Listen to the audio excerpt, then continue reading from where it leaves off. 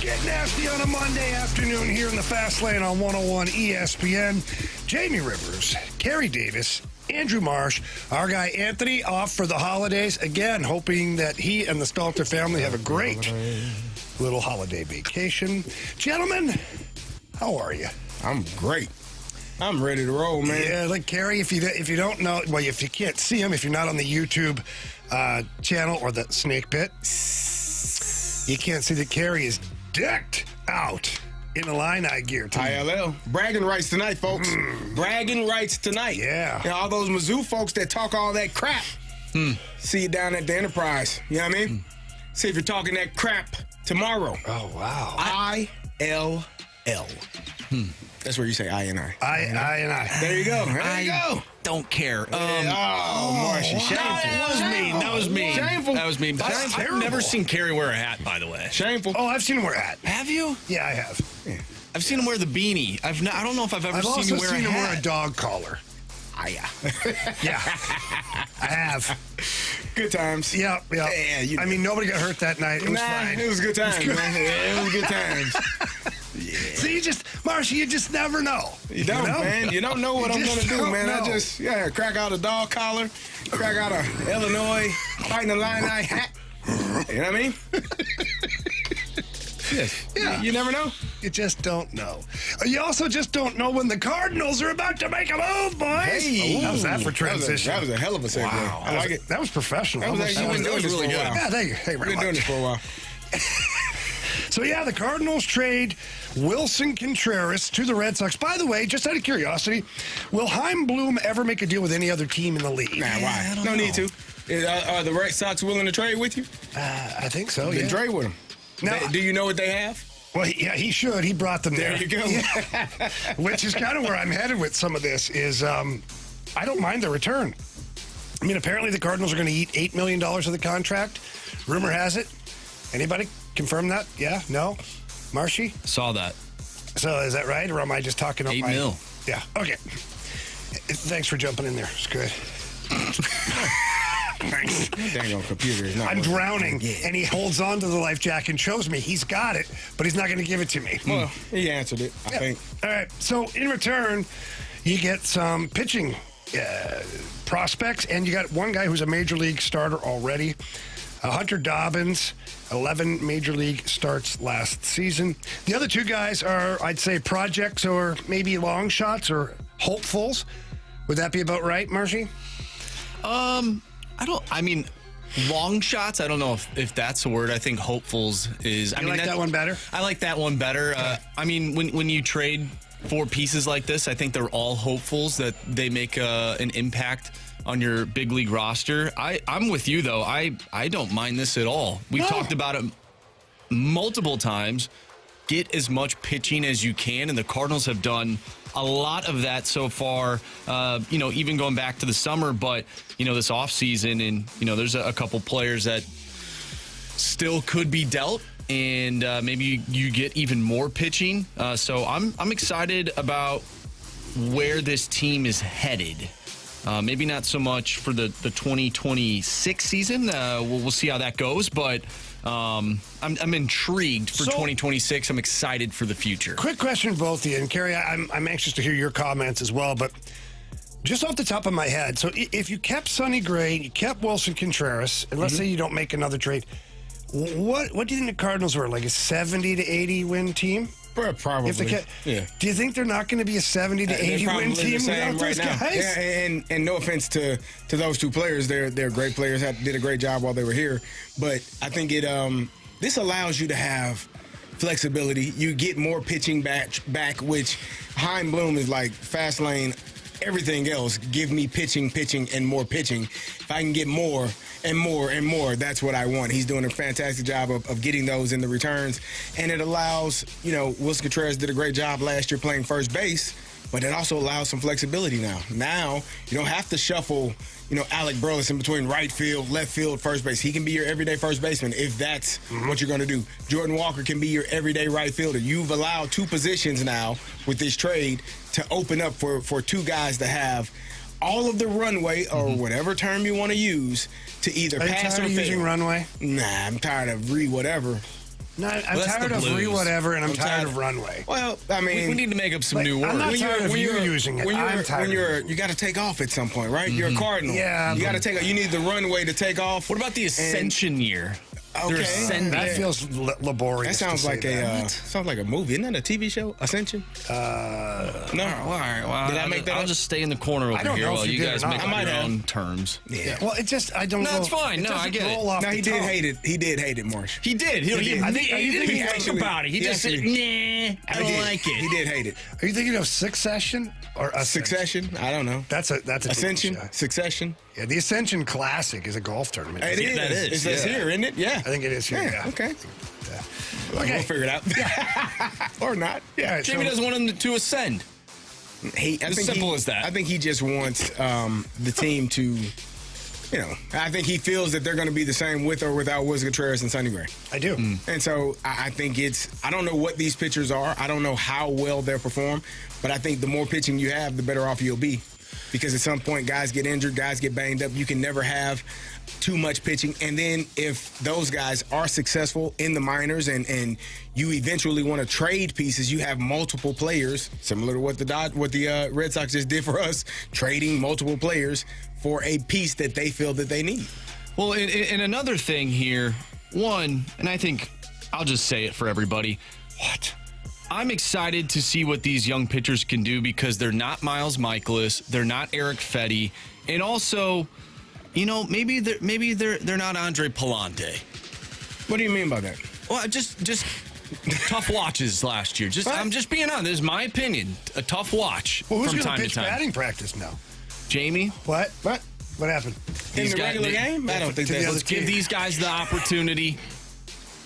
I'm intrigued by different faces. Now, who knows? Maybe they won't be good throughout the year and it just won't go good.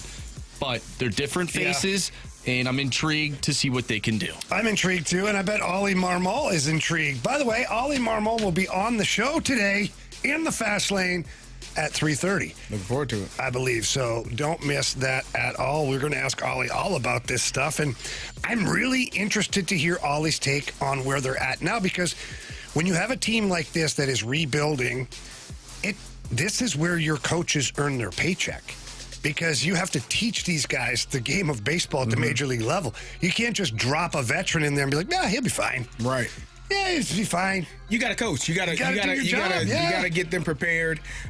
Life is always harder. It's fun, but as a coach, it's a little bit harder when you have younger players, because there are growing pains. There are things that there's a learning curve that they have to understand and figure out along the way. And so you're always coaching. You're extremely engaged. Like when you have veteran players, they're going to show up and do their job, and it's kind of just retooling or redefining, It's refining. just kicking the can down the road. You're trying to. But when you have a younger player, you're really. I feel like you're more engaged and more involved in their process of becoming better players. So you two were coaches. I wonder if Ollie feels the same way, but I feel like this is one of the biggest challenges that he will face up until this point as a younger manager. I wonder if that's like exciting for a manager to take on that challenge. Oh, absolutely. Like if you gave me a team full of mid-veterans, I mean, I'm like, I got to do my job, and I'm excited to be at the major league level, but you kind of get this feeling of you're spinning the wheels in the mud, All right, let's roll out Michaelis again. Let's roll out this guy again. Okay, yeah, let's go, boys. This really... Now you've got, to me, you've got skin in the game. As a coach, like Carey said, this is where you have to coach. So now you get a young player, or 2 or 3 or 4 young players, and you incrementally see them getting better in certain areas.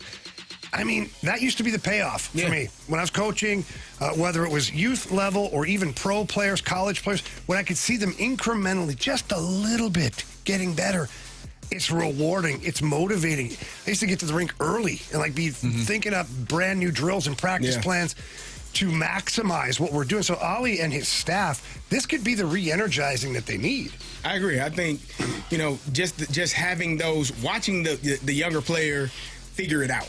Like when the light bulb goes off, and Jamie, you've been coaching them up on a specific task, and then they finally say, "Oh, so you mean like this?" And they do it. You're like, Oh my God, I'm a genius. Do that again. I'm a genius.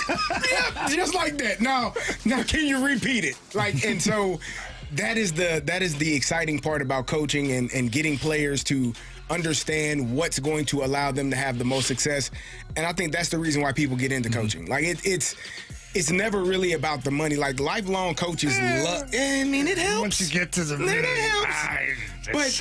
When you're starting out, when you're starting out, you don't expect to pay. You do it for the love and to do what Jamie just said. Teach that young player how to be the best player that they can be. Real quick, going to absolutely miss Willson Contreras. I feel really bad that he was never really on a competitive team with the Cardinals. I wonder how long it took the Cardinals to get the bus off of him. Oh man, the one they backed up. The one they rode. When they did that, that was a few years ago. They're still doing it last year. I mean, not as much. Not as much. I mean, they had to get a broken arm and all this stuff. They had him too close to the plate. He was working. He just wanted to win, man. He's a winner. I do think he is a winner. He is a winner. I do think it's interesting, to look back now and evaluate Willson Contreras' time as a Cardinal. Because when he signed here, it was the exit of Yachty, which we know, and then after having Matt Adams in here on Friday talk about how important Yachty was, now we know even more how important that position was to fill. You brought in a guy with the same, in my opinion, flair, temperament, intensity. Probably not the same knowledge. We found that out quickly. But no one would. Nobody would. I won't say no one, but he was failure immediately. Yachty was like one of one. Yeah. Willson should have signed here 1 year after Yachty retired. So the Cardinals would go through one heck of a year with nothing. So then they go, oh, thank God we got Contreras. Yeah. Not, we got Contreras. Where's Yachty? Yeah. So I just think it was a tumultuous time for Willson Contreras just because of all the stuff that happened. He gets called out for not knowing how to catch or frame or call the game properly and whatnot. Then he gets moved from catcher to first base, says he might go to the outfield, then they retract that, goes back to first base. He did everything the Cardinals asked him to do, and he competed his ass off. Yeah. Well, this is actually, now that I think about it, him moving to first base was actually beneficial in the long run, because I don't know if you end up trading him if he's a catcher. I don't know if another team values him as a catcher the way that he was catching for the Cardinals. I don't know. He will DH in first base for the Red Sox. That's what he will do there. Thank you, Willson Contreras, for doing that here for the Cardinals. And he did well, too. And had he not done that, you wouldn't be moving a catcher at that price. You just wouldn't be. So, I wish Willson Contreras nothing but the best in Boston. I hope they have a deep run, even a World Series. I don't care. The guy deserves it because, if nothing else, he proved to me that it was team first at every stop. It was team first. All the time. So I think Chaim Bloom did a great job on this trade. Some will critique it, but here's where I go with it to put a bow on this whole thing. Chaim Bloom knows what the Boston Red Sox have in their franchise. He drafted and signed a lot of these players. He's got firsthand knowledge of what they can do. If he's bringing them here, knowing that he can produce good teams, good players, then so be it. I'm happy with the trade, and you dumped a bunch of salary, and now you're able to move Alec Burleson into a more regular role. So I like it. All right, coming up next here, we are going to talk about the Blues. What a win, Carey. Yeah. Huh? All they needed was some of that beach time down in Florida. Beach? Yeah. Yeah. Down on the beach. Yeah. It's a good time. Yeah. We'll talk about it next here on 101 ESPN.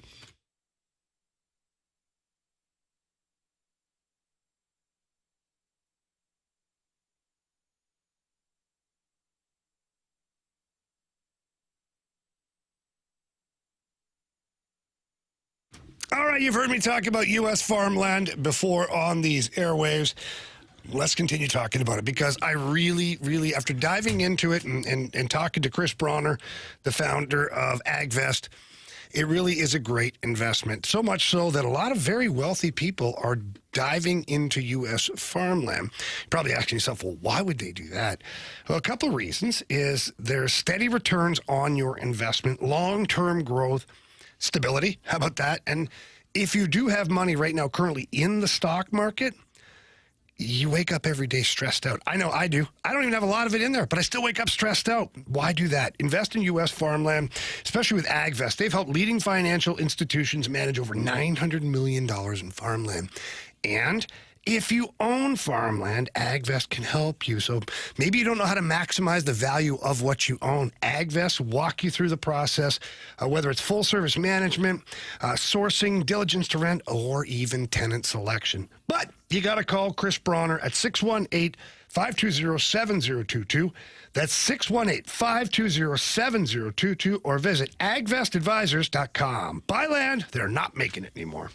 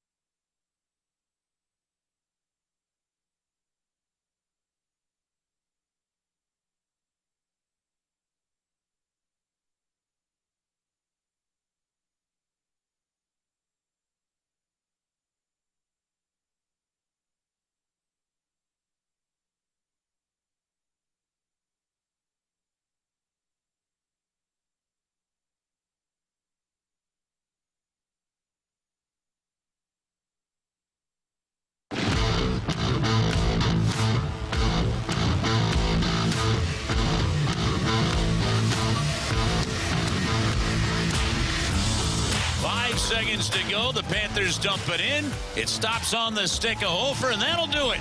Bring out the Zamboni with a little sunscreen on it. The St. Louis Blues get the 6-2 win here in Florida and head to Tampa for one more before the Christmas break. How about them Blues, baby? Carey, what do you think? Oh, good win. What good a game, huh? Good game. I mean, I got a little nervous. You know, yeah. you know why? Oh, yeah. You know, you get up 2-0, and then you look up, and it's 2-2, and you're like, oh, my God, here we go again. Yeah, but then don't falk around. Do not. He's going to be right there. He's been playing really well, man. Yeah, Justin Falk has been great. So for all the Justin Falk haters, don't hear much from you these days. He's playing pretty solid defensively. And, oh, by the way, he's got 9 goals on the season. Man, that's really awesome. I mean, I said it last week. He's trending towards scoring the most goals he scored in a season. I think it's his high is 17, and we're less than halfway there. And he's got 9 goals, so he's trending in that direction to score the most goals he scored in a season. So he's been playing really well. It's exciting to see. Like I said, to be up 2-0 and then give up the lead, which, Jamie, you've been watching this team all year, and I was worried. I wouldn't be surprising you if I said, "Oh, I thought that this was going to go south really quick." Especially against Panthers. Yeah. I was like, a veteran team that can stay in the game. What have they done the last few years? All they do is win, win. Pretty good team. So no matter what, that's what you're supposed to do. Money on my mind, I can never give it up. Yeah, all that. That wasn't the right song. That was the right song. No, I'm doing the All I Do Is Win. What did you sing? That was the next part. What? Got money on my mind, I can never. Yeah, that's the next part. No, you're wrong. Okay, good. Every time I step up in the building, Everybody's that's hands the go one. after that. That's the song. Oh my God. Marshy? He skipped a line. Who? Jamie. He did. I'm trying to tell him that he's missing a whole line there. It's called a bar. Marshy knows. I've been to those before. Not that kind of bar. All right, so we talk about the Blues here. I think we'd be fools not to talk about the addition of Jonathan Berggren. Or Is it Jonathan Berggren. Is it Bear? Can we call him the Bear? Can we call him Bear? Bear. I don't know if he wants that, but Bear? You don't want to call him? I'll ask him. Yeah, he's Bear. Bergie? Who doesn't want to be called a bear? I could think of a few people. What? I don't know what you're talking about. You should. I don't. Nope. I don't even know where your mind is right now, sir. I'm going to stay where my mind is, and you're going to come along with me. All right, it's Carey's Bear, okay? There we go. Care Bear. Care Bear. It's amazing to me to see that the Berggren, I don't know, we'll get to the bottom of that at some point. The way he's contributed since coming to the Blues. I think he got an assist his first game, a goal. So let's look at his stats. It's funny to see that he's a major contributor on this team here. He's got 10 points in 18 games. I don't know what he's got since being a Blue. I'll have to figure that out here. If I click on his name, they'll give me some of the answers. There it is, yeah. 4 points in 3 games for the Blues, +3. And now he's playing on a line with Robert Thomas and Pavel Buchnevich. So, obviously the Blues have had numerous injuries. And, and you got some guys that'll be back here at some point. Snuggie, Carey, you know the names, right? Do you keep this line the same, or do you say, nah, we're going to bring our normal, usual suspects back to that line with the with Robert Thomas? I think you have a lot of time left to figure that out. You know, this is like one game, and I thought this game was one of their better games of the entire season. But I mean, yeah, I mean, this team could, they could lose today and then lose 10 straight, and you're like, oh God, when do these guys get to come back? No, I'm just saying though, like they played really well. Ray of sunshine there. Oh, I'm being honest though. Like these players they're not. It's not like they're not coming back tomorrow. They're not going to be. So it's going to be a minute. So we have to let this sort of, percolate and let it take shape. And if that is a line that continues to dominate that first line, well, then yes, you when these players come back, then you ultimately have to answer that question. It just makes your team that much better. You have more depth, but we have to just let this play out, and hopefully the Blues continue to stack up wins. Why so negative? I'm not negative Why at all. are you not happy with the first line? When did I ever say that? Isn't that what he just said, Carey? I thought that's what he said, but No, I'm not doing this today. he said I'm not doing this What today. I heard him say was, it's a good line. They had a good game, but hell, they could lose tonight and lose 10 more games. Those were his words. Yeah. Why are you getting so excited? We've only seen this for like a game. Don't get too carried away. I didn't put those words in your mouth. Those words actually came. You know what? The Blues are going to win the Stanley Cup. They're going to win the Stanley Cup. This is going to be the first line for the rest of the next 10 years. This is the core. Yep. Foster Hewitt back there all of a sudden? This is the core. They won't ever lose another game. Marshy From your said- mouth, your lips to God's ears, Marshy. His lips. Yeah, I know. God's I ears. got it. I Sorry for bringing a little bit of you thought I said realistic Jamie, didn't you? realism to the show. Jamie's fine. There you go. Anyways, Blues big game tonight in Tampa. We're going to be off early here today. We'll be done at 5 o'clock for Blues pregame. That starts with Alex Ferrario and the gang here on 101 ESPN. Then puck drop will be at 6 p.m. local time.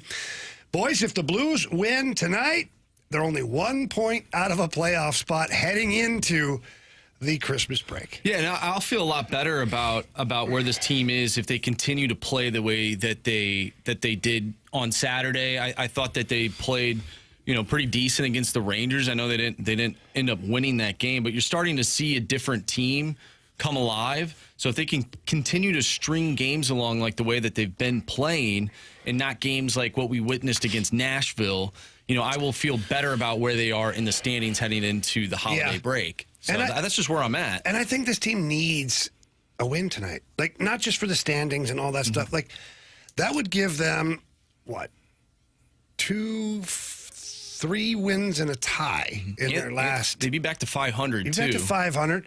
I give you 7 out of your last 8 points possible. That feels positive. And the little trip down to Florida, although not as long as it was, last year, the year before, it's still a nice little getaway for the boys. They spent yesterday on the beach or golfing or doing something cool down there, which they should. Take full advantage of that. Get away from the game a little bit. And if they win tonight, it feels good, man. You're back on the plane.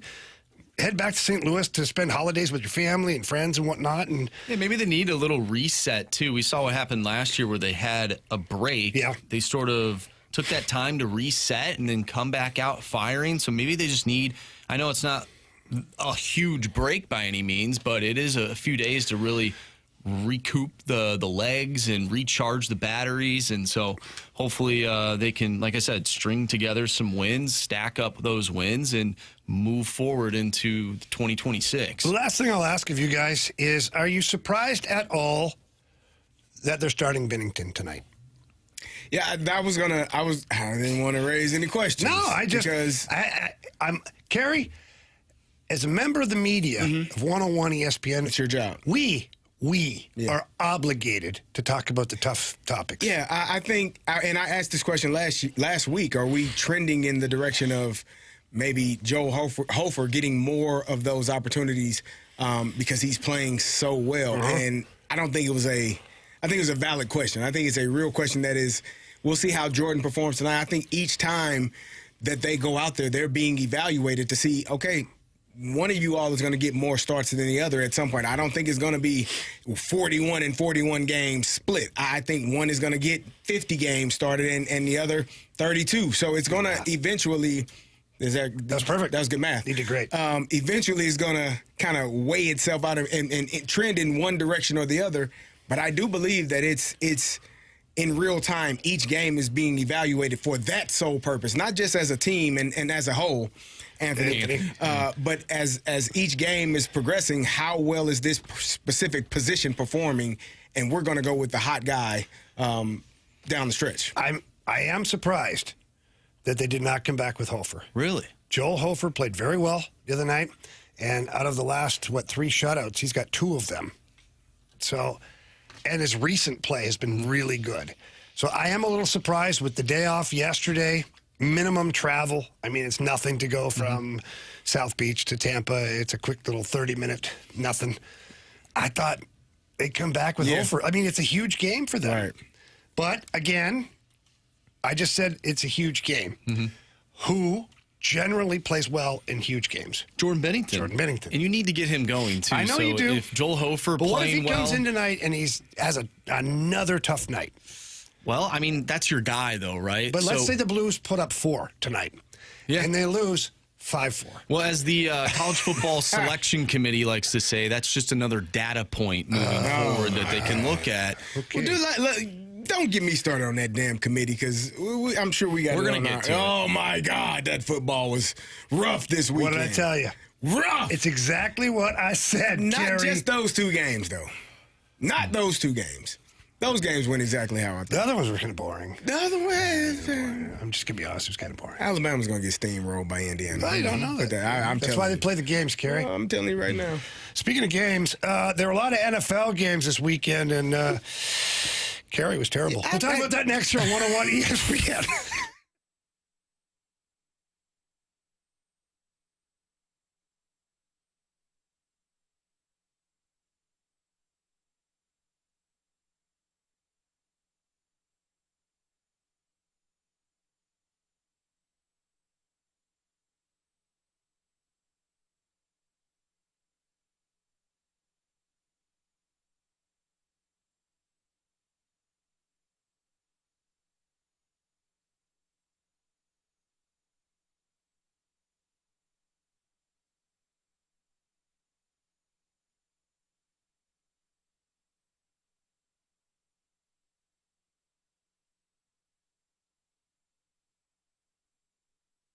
Hey, Missouri, if you haven't heard by now, FanDuel Sportsbook is live in the Show Me State. They're kicking things off with an offer that is tough to beat. Right now, new customers can bet $5 and get $300 in bonus bets, win or lose, whether it's football, basketball, hockey, or more, you can bet it all on an app that's safe, secure, and super easy to use. So download FanDuel today or head to FanDuel.com/Missouri and join the excitement. And some of that excitement, hey, Monday Night Football tonight, the 49ers taking on the Indianapolis Colts. The Colts are playing for their playoff lives. Maybe you want to take them on the money line. Maybe you like Jonathan Taylor over in rushing yards. Maybe you like Christian McCaffrey on an anytime touchdown. Whatever you want to do, you can do it because Missouri, it's time to play your game with FanDuel. 21 plus and present in Missouri. Gambling problem? Call 1-800-GAMBLER. First online real money wager. Only $5 first deposit required. Bonus issued as non-withdrawable bonus bets that expire 7 days after receipt. Restrictions apply. See terms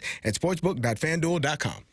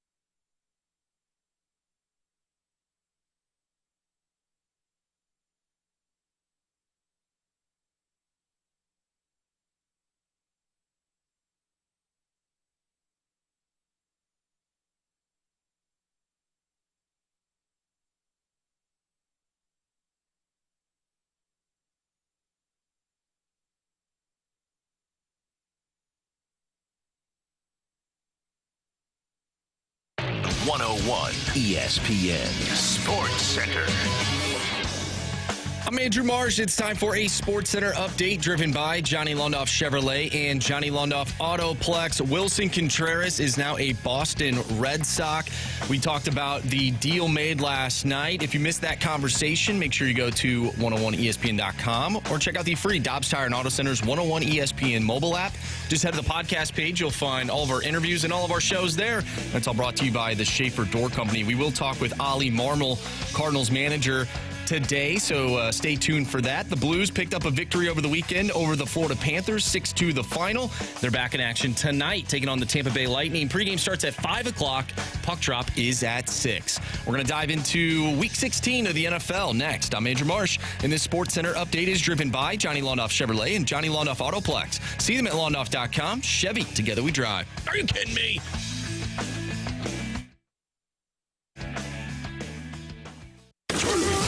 Get ready to pick 'em. It's the Fast Lane Football Pick 'em Challenge on 101 ESPN. Refreshed by Bud Light, official beer of the NFL. Easy to Sunday, easy to enjoy. Enjoy responsibly.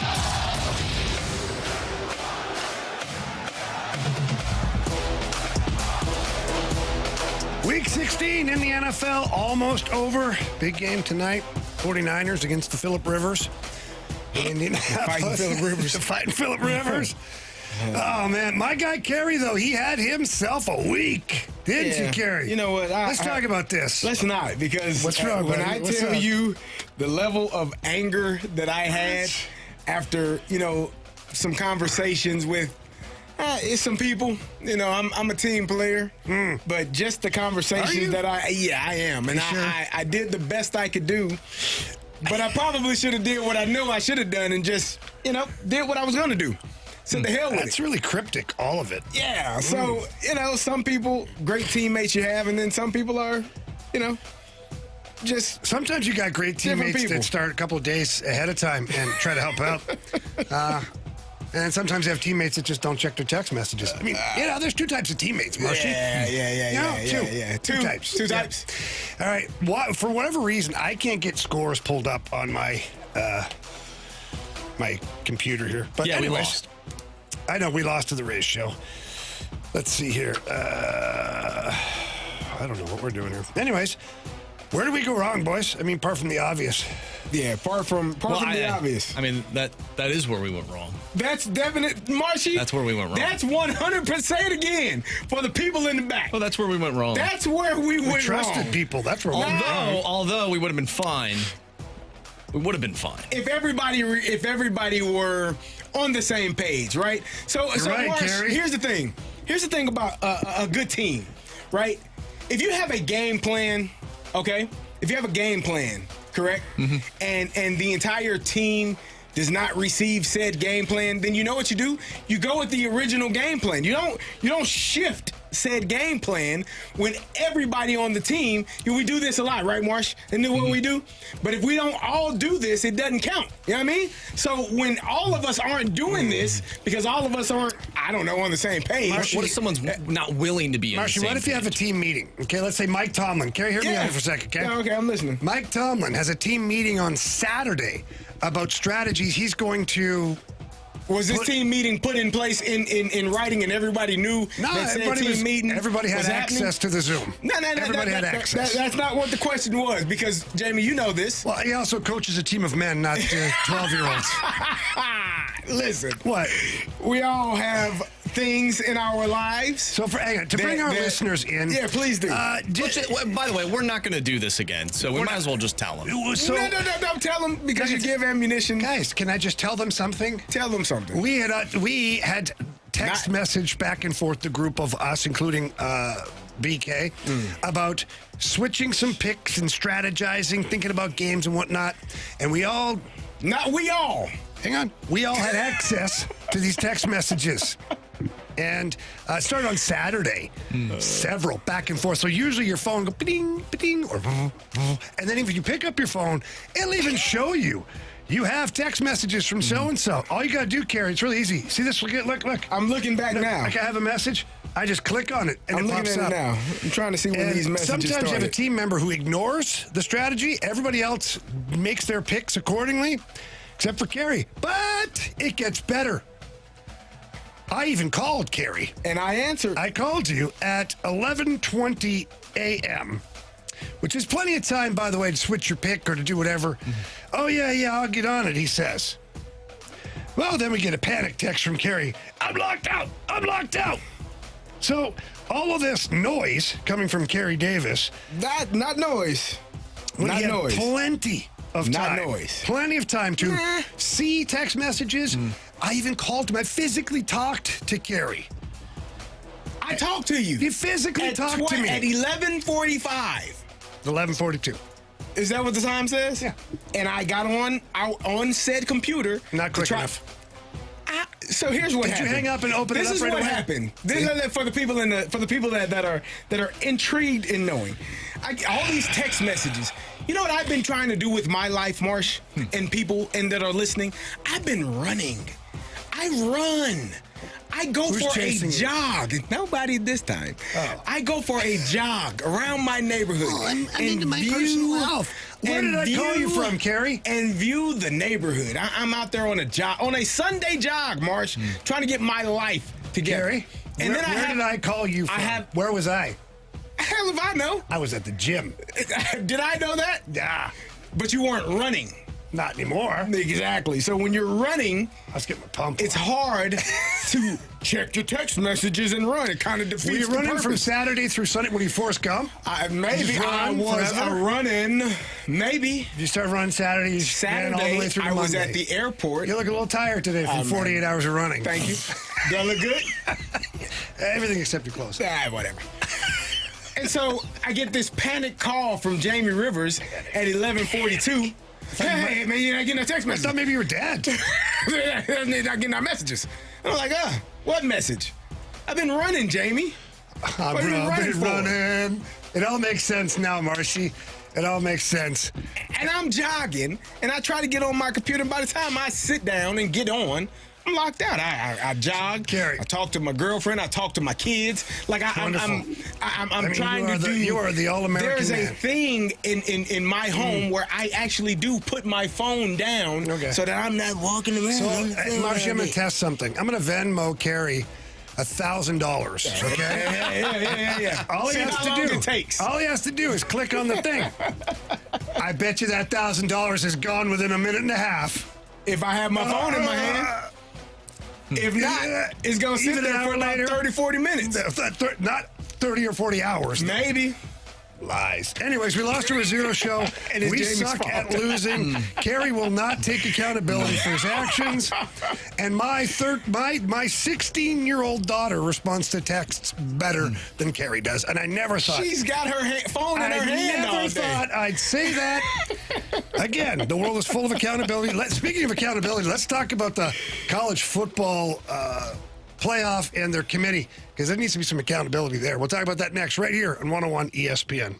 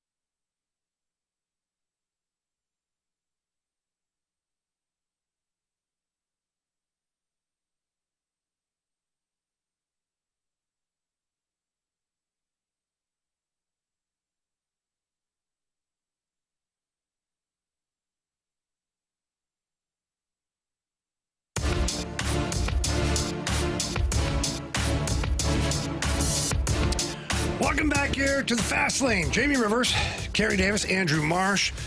Gentlemen, it was the first official weekend, I believe, of college football playoffs. Mm-hmm. What did we think? Overall, what did we think? It went about how I thought it would go. You know, especially those later two games, James Madison and Oregon, Tulane and Ole Miss. Based on that, I don't mean to cut you off, that's got to be it, right? Like the football committee's got to be like, no, this is not working. Yeah, they'll probably try to make some adjustments. Those are like beginning of the year blood donor games. Yeah, it was a rough thing to watch. I think that those games went how I thought. The Alabama and Oklahoma game I thought it was a mess. Like, Oklahoma really should have blown the doors off of Alabama. They were up, I think, 17-0 at one point. Then they throw a pick six. Then you turn the ball over. You get a punt blocked. Like, they did everything that they could to lose that game, and then it's tied up before halftime. Oklahoma should have beat the hell out of them. You had that long pass, I think it's to the running back, but I can't remember his name, where he drops it, which that is an ultimate game changer because you probably score on that drive. You go up 24-0. And the game is over. And Oklahoma did everything that they could to allow Alabama back into that game. Alabama is not good to me. Like, just watching them play football. They're better than Oklahoma. This weekend they were. I mean. But Alabama, and this is not, I know people, you're an SEC hater. No, if you watch that game, Alabama did nothing right in the first quarter and a half. And Oklahoma allowed them right back into the game and allowed them to win the game, which is a game that they should not have won. So it's going to be intriguing to watch Alabama take on Indiana. I think Indiana's going to put up 50 points, and I'm not being joking. Yeah. So you guys all had Miami. I thought A&M was going to show up. They didn't. What the hell happened there? And that was a boring game, by the way. You thought that was boring? I think the wind played a lot into what took place. It was boring. I'm sorry. I do think that the wind was a factor in why it looked how it looked, especially in the first half. And then in the second half, you missed 3 field goals because the wind is just blowing it the opposite direction of where you're trying to kick it. It makes life hard. Miami figured some things out, especially with the running game. I loved, Mark Fletcher had a big run there in the fourth quarter, had a big game, and they figured out how to seal the deal. And I thought Texas A&M finally put forth a good drive in that last drive of the game and just was unable to clinch it to finish it with a touchdown. So I thought it was a good game. I just think Miami was a better team, and they were able to find a way to punch it in the end zone. Do you think we got any answers at all on Ole Miss? Because everybody, there were people, I was listening to a bunch of, even game day, I forget who it was, somebody picked Tulane to win. Lane Kiffin not there. I'm like, and I didn't buy that, but they put up 41, only gave up 10. But does it really tell a story? Because it was Tulane. Not really, no. Who's Ole Miss got next? Georgia? Yeah. Is that the end of the line for Ole Miss? I mean, if the Georgia team that played in the SEC championship game shows up, then yes, they will be done. Ole Miss will be done. Yeah. What do you think about the Oregon James Madison game? I know it was pretty much over at halftime, but James Madison, they sort of stormed back. Of course, there's backups in the game. Yeah, I think that's the problem. Is you look at the score, and you're like, hey, Oregon gave up 34, but their starters didn't. Yeah. So I don't know what to think about that. Starters also on the offensive side. It's not like they put their backup quarterback in. No. They didn't really, push the ball. They still got 51 points, though. No, for sure. I still, to your point, I don't feel like I really know what the hell they are because they beat James Madison. I just don't know. I had a rooting interest in Oregon. They had a lot of St. Louis kids on that team, so I was excited to. De'Aaron Hill scored a touchdown, had 67 yards. Jeremiah McClellan scored a touchdown. My kid Tion Gray blocked the field goal. I was really excited to watch the St. Louis kids for Oregon. So is that your team then the rest of the way? Sure. I mean, I've said it a couple of times. I think Oregon is probably. I think they're a really good football team. I don't mean what you think will win. Is that who you're pulling for? I think Oregon can go all the way and win it all. I think, I've watched Indiana play, and I think they have something about them this year that people continue to look at them and say, "Oh, it's Indiana." If those players and that head coach were in Georgia Bulldog uniforms, if they were in Alabama Crimson Tide uniforms, if they were in Ohio State uniforms, you would not be saying that. It's the fact that it's Indiana. air quotes, that you feel like this can't be real. But that is a damn good football team. It's 2 years in a row now. Exactly. Like, so I'm starting to think, like, it's not a fluke, right? Last year you thought, okay, little old Indiana, they got in there, well, first time for everything. But then they came back this year. And Carsignetti is dominated. Man, he's playing. He's getting it together really well and getting those guys going. So it's going to be fun to watch. It's going to be fun to watch this Indiana. I do believe, and I told a couple of my friends, and they were, Indiana's probably going to put up 50 points against Alabama.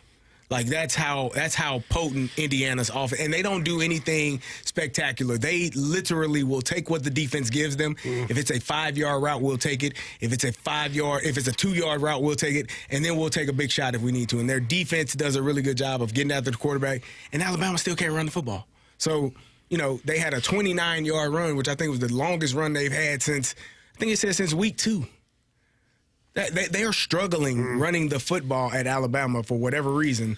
So I like Indiana in that game, but it's going to be fun to watch. Going back to the group of fives real quick, yeah, those games really weren't entertaining by any means, but there's been a few games. I mean, go back to last year. Did you find the Ohio State-Tennessee game to be entertaining? That was a blowout. There will be blowouts. It doesn't matter I who think the the team odds is. are greater against one of these.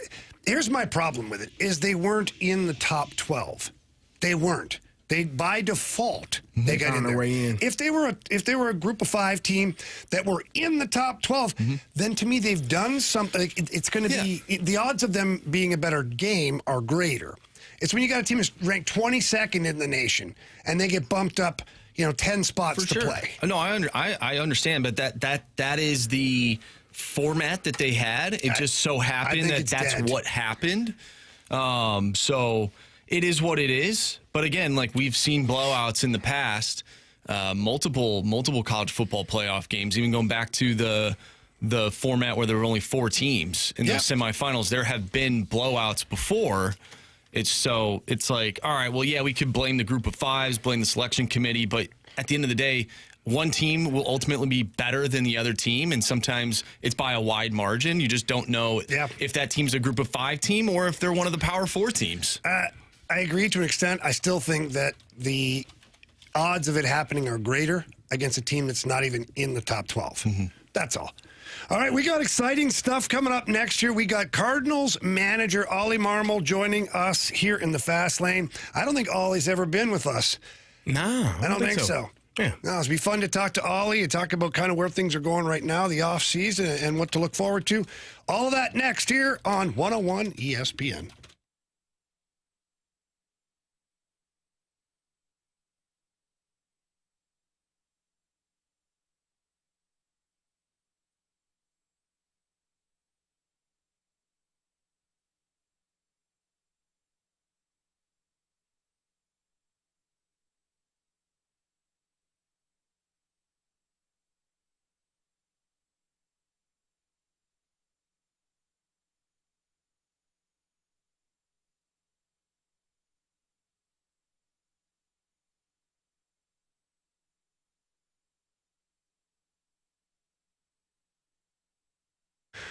St. Louis, are you out there right now and maybe you're someone looking to sell your home? Maybe you're on the market, maybe you're not, maybe you're thinking about it. All of these things can be stressful, especially around holiday time. I know a lot of people are unsure about selling their home at holiday time. They want to wait, maybe till spring, early summertime. Gloria Liu with Your Home Sold Guaranteed Realty talked to me, and she said that, it can be tougher to sell your home at holiday time, but you have to remember that it's low inventory. So very little competition out there, which means if your home is up to par, which it will be because Gloria Liu makes sure your home looks great, and you're priced accordingly, again, Gloria Liu will price your home accordingly to sell quickly and for the most money. Your home could already be sold. And not to mention that Gloria Liu has 24,000 buyers in waiting, which means there's a large portion of that they're going to see your listing quickly and they're going to act upon it quickly, which means, again, your home could already be sold. But you got to call Gloria Liu. And when you do, tell her that Jamie Rivers sent you in. Her number's 314-325-6888. That's 314-325-6888. Or you can always visit GloriaHasTheBuyers.com.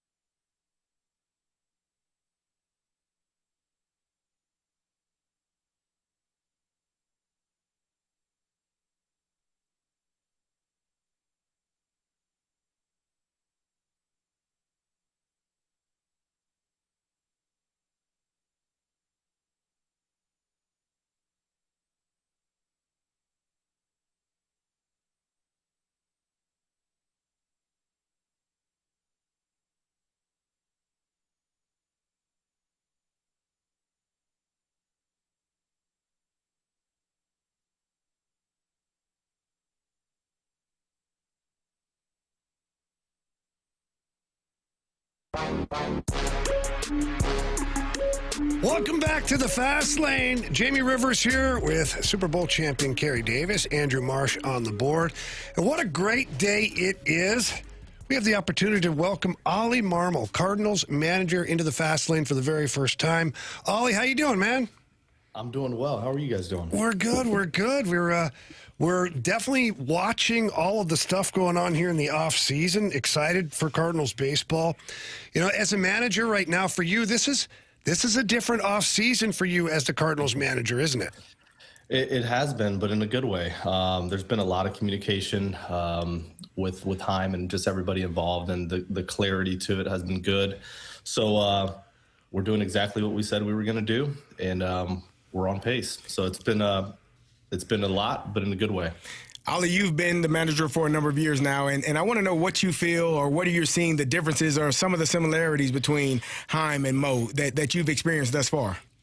They both communicate extremely well, man. And when you're in my seat, that's what you crave the most, is just being included in a lot of these conversations. Obviously, they have final say in the direction that we go, but both of them do a really nice job of just letting you know step by step kind of where everything's at, what deals are on the table, which way we're leaning. And Heim's done a phenomenal job of communicating, not only with me, but our staff and also the players, to make sure that they're not guessing, man, and they feel good about everything. So it's been... Even last year, man, when you had Mo and Heim, both of them involved, and it was seamless. They both really communicated well with me. I knew who to go to for what was needed. So the transition this year and this offseason has been really, really good. I'm not just saying that, I mean it. Yeah, no.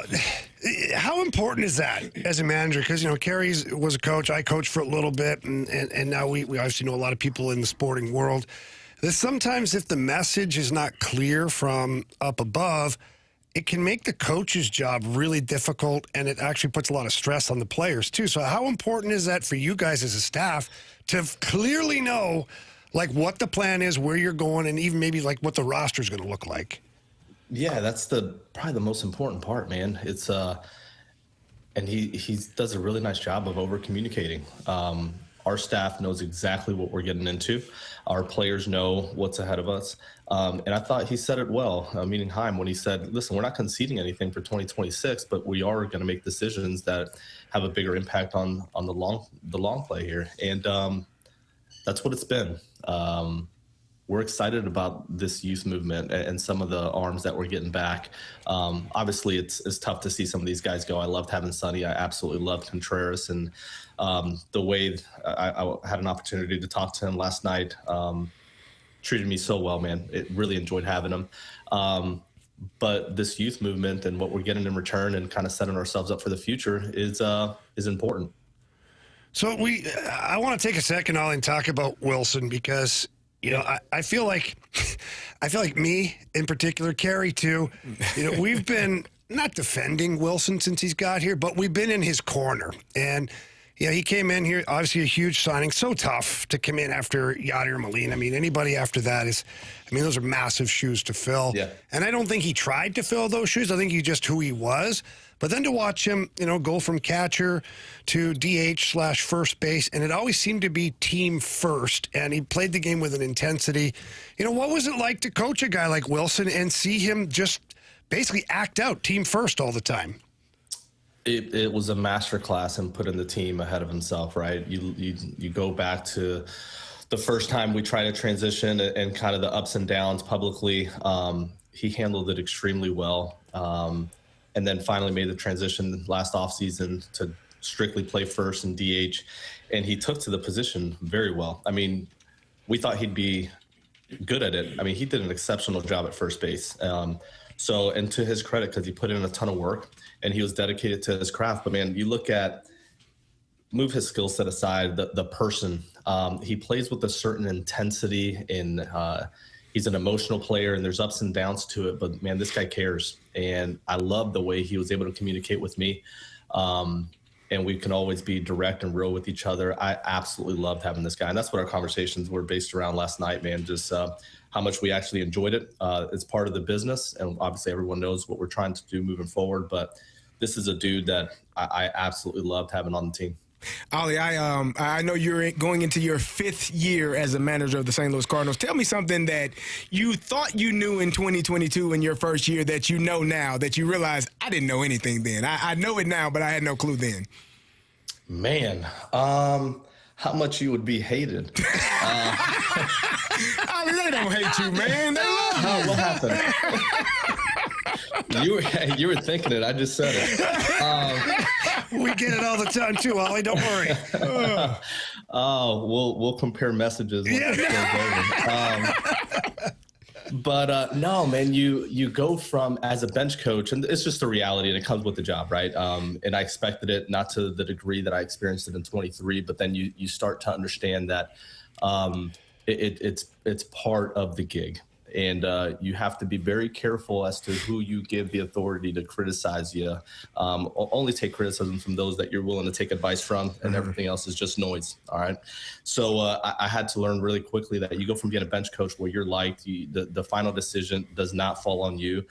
Players come to you as a mediator between them and the manager. So you're playing good guy all the time. You got to punch people between the eyes from time to time and set them straight. But for the most part, man, you get to play good cop. And you go from that to having the seat, and we've been in an interesting period in Cardinal history when it comes to the team and where we're headed, where you're going to catch a lot of the crap for everything that's going on, and rightfully so, man. That's what the seat's supposed to do. So I welcome it. I'm okay with it, but I probably didn't realize to what degree when I took the job in 22. It's you have to be very careful as to who you listen to and who you kind of just categorize as noise. So I say that's probably top of list. So, Ollie, you talk about the criticism and the comments and all this stuff and blocking out all that noise, which you have to. I totally agree with that. But let's dive a little internally into the clubhouse. How hard is it as a manager and as a staff, as even a human being, to sit there and you're managing maybe one of the greatest third basemen to ever play the game of baseball? He's coming off, a couple of years ago, coming off a third place in the MVP voting. Yeah. And then, a couple of speed bumps. It's no secret, not the greatest offensive seasons for Nolan Arenado, last couple. And, here you are, a young manager, having to make decisions and having to have conversations with a guy that I think one day will be in Cooperstown. Those have got to be delicate situations for you. He'll definitely be in Cooperstown. That's a no-brainer. It's one of the best third basemen to ever play the game. But I feel like I got thrown into the fire early on in 22, man. You had guys like Yachty and Albert and Waino who were on the back end of their careers, right? And it was really cool to see them finish the way they did. But those were tough conversations from time to time that you had to have. I mean, think about Albert in the first half, and I just had spent the last week with them. And we were talking a little bit about some of those conversations in the first half prior to the All-Star game of, hey, man, it's not looking good. And I have to play this rookie ahead of you. And next lefty we see, I'll give you a shot there. But those were tough conversations. You're talking about a Hall of Famer, and you can't play him every day. And we got to the point, thankfully, where he made my job easy and started raking, and we could play him every day. And it came to the point where I said, hey, AP, listen, you tell me when you're too tired to play, and that's the only day off you're going to get. And it made my job a lot easier, but I felt like 22 and 23 taught me a lot as to how to handle these type of conversations, man. And Nato he's such a good dude, man. Yes, what's happening on the field, I think he'll bounce back from it. I truly do. He works too hard. He's too smart for it not to take place. But I care more about this dude as a person than as a player. And we're able to be real with each other and have these conversations behind closed doors. So, yes, they're difficult, but at the same time, it's just I care about the person more than the player, and I'll always be that way. And Nato fits into that bucket, man, where I'm in his corner all the way. So Jamie and I were talking earlier about coaching younger players and kind of watching them be able to have that light bulb moment when they figure things out. You've managed Hall of Famers, future Hall of Famers, Gold Glovers, MVPs, and now you're kind of transitioning. You mentioned it, youth and the transition into younger players. How excited are you about these younger players and watching their careers unfold as you're managing them? I'm pumped, man, for a lot of reasons. Even got a text from our third base coach today, man. He's like, man, I'm so excited about showing up and getting going with these young guys. Our staff is extremely excited. When you look at Stubby and all these guys that are on the staff, Jason, they've come up through player development and are passionate about teaching the game and doing it the right way. And that's exactly what we'll have an opportunity to do with this roster. So there's a lot of excitement and enthusiasm behind that. But I'm pumped for some of these young dudes like Mason to take that next step in his career, and Walker to show what he's capable of actually doing. Probably most excited about Victor Scott. This is a guy, we know him as a really good defender. You look at his offensive numbers, they're not what he wanted them to be last year, what we wanted them to be, but I think we're going to see that light bulb moment for him offensively this year where he becomes a threat offensively and he gets on base, man. That's a lot of fun to watch. Ali, I grew up in the 80s watching Cardinals baseball, so I need Victor Scott to get to that 50, 60, 70 stolen bases. Like, I need to see that. That's my Cardinal baseball that I know. That's fun to watch, right? Like, that's exactly it. When you think about our fan base, like, that is what excites them, is that style of baseball where it's a little bit more small ball. There's a lot of movement, guys running all over the place, creating havoc. Mm-hmm. And you look at our roster and we have a little bit more of that and the opportunity to do that. So that's the exciting part for sure. You talked about, having so many older leadership type guys in the clubhouse when you first got here, and you've still managed to have that. You had Goldie and Arenado a couple of years ago, then Arenado, and you have some really solid dudes. Now those guys are starting to be shipped out. Sonny Gray, good leader in the rotation for the pitching staff overall. Willson off to Boston. Arenado to be determined. We don't know yet. I'm not going to be speculating on anything. But when you're losing that kind of leadership, how much does that impact your clubhouse and sometimes maybe even the development of your young guys? If you do it well, and I mean this for the players' sake, like when Albert was here and Yachty and Waino, when you do it well and you're no longer in the clubhouse, then you've created habits within the younger group where they can carry it on. And I feel like those guys have done it well, where we won't skip a beat. It'll be more collective than just one voice, one name standing in front of the clubhouse, kind of setting the tone. I think you'll see some of the young guys, even Libby and Donovan and Burleson and Mason, and you go down the list of just stepping up and collectively leading that clubhouse. But the guys before them, man, they did it well. And I appreciated the way they led through good times and then through some crappy times, because you learn a lot from those moments. So zero concerns on my end or our staff's end or Heim's end of that clubhouse being in a good place. Follow-up to that is, I want to go back to Yachty just for a second, and I'm not trying to just beat this into submission, but he's obviously was not just a franchise player, I mean, an all-time catcher in the game of baseball. But talking to former players and current players, like we had Matt Adams in here on Friday. He joined us for like an hour. He just described... An hour? Yeah. We trying to get you on for that long. That's a long time, boys. We got time. Kind of a challenge, Ollie. Just saying. The standard has been set. Just saying. It's up to you. I mean, we'll see what the message board says about that. I can get in trouble in an hour. Trust me, we do it too. Yeah. But back to Yachty, just how important he was. How much of a loss was that for you? And did you anticipate it going the way it did from a leadership standpoint, as well as catcher / manager / pitching coach, all of those things that Yachty was? How hard was that? Again, I think he led well when he was here. And you look at the last several years of not performing well, it has a lot of different layers to that. When it comes to the player and the person, Yachty is a stud, man. And having him in 22, and I was with him previous years as a bench coach and first base coach. I loved just being around him and talking to him and talking about the game when we were able to invite him several times last year. It was cool to have him around. I appreciate that dude a ton. He treated me extremely well, treated me like gold, and the respect is mutual there.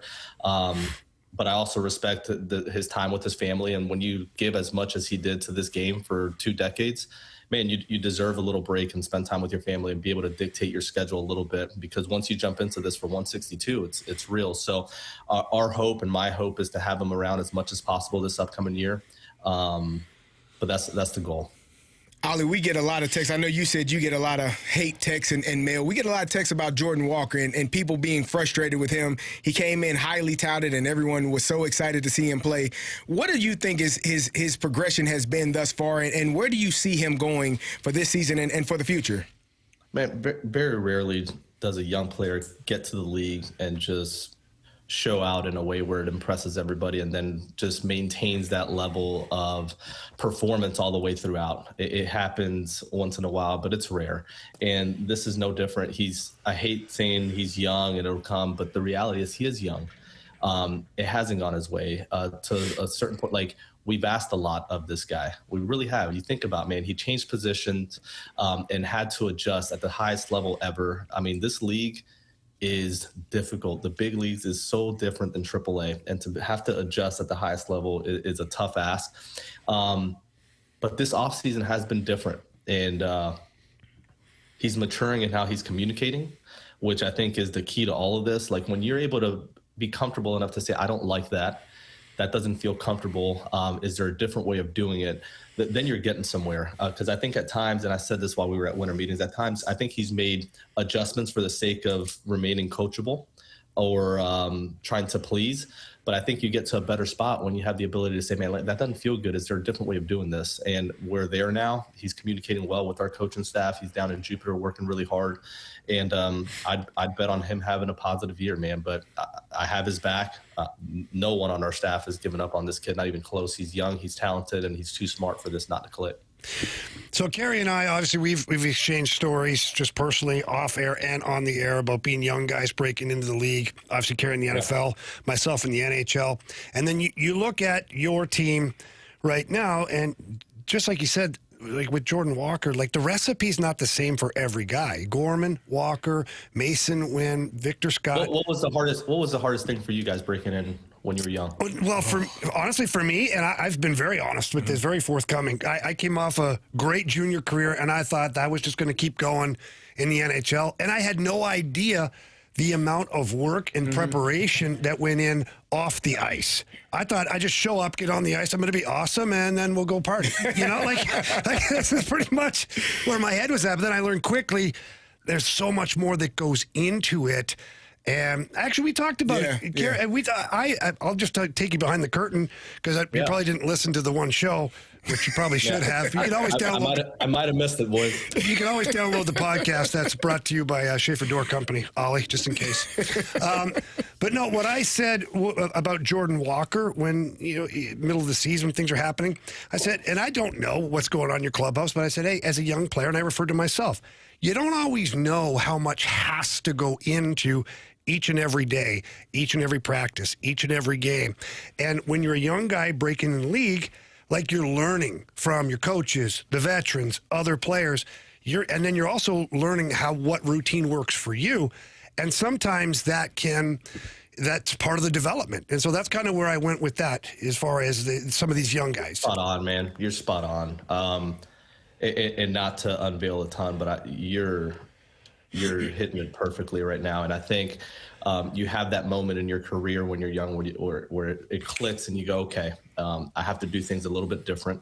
There's a whole nother level of preparation and detail to perfect in my craft.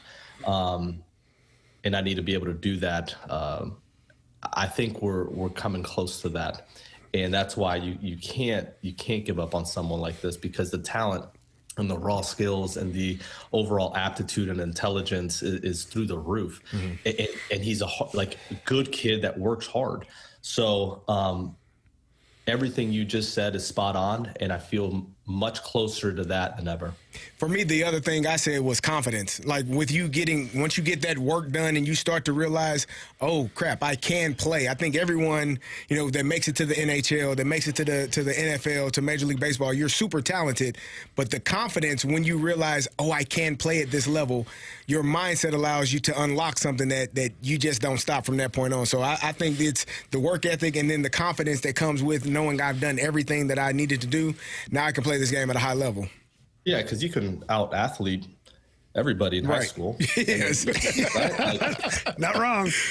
Yeah, so then you get to a level where you look to your left and you look to your right and everyone's just as good as you, and there's not this huge gap in talent. Now it's a matter of preparation and overall execution, and then when the world says, man, that was really good, do it again. Mm-hmm. And the pressure that comes with that is what people don't understand. Once you do something at a super high level and everyone loves watching and they go, damn, that was awesome, do it again. Yeah. And then the next night they say, do it again. And there's a level of angst and pressure that comes with that. Some people don't process that well. And your ability to stay locked into what makes you good and repeat it is key. So, yeah, this is all part of development, man, but it's our jobs to get them there, and we're working our asses off to be able to do it. So, Ollie, talking about young guys, a lot of the Cardinals fans are, as they should be, super excited about J.J. Weatherholt and what he can bring to the table, the future, and all that stuff. And I had the opportunity to watch a couple of games this year of him down in Memphis. And are we going to see him opening day? I'm going to ask Carey. I'm just asking. I'm jumping in. Right off the top rope. Hey, don't interrupt him. He's talking. No, so, Ollie, are we going to see him on opening day?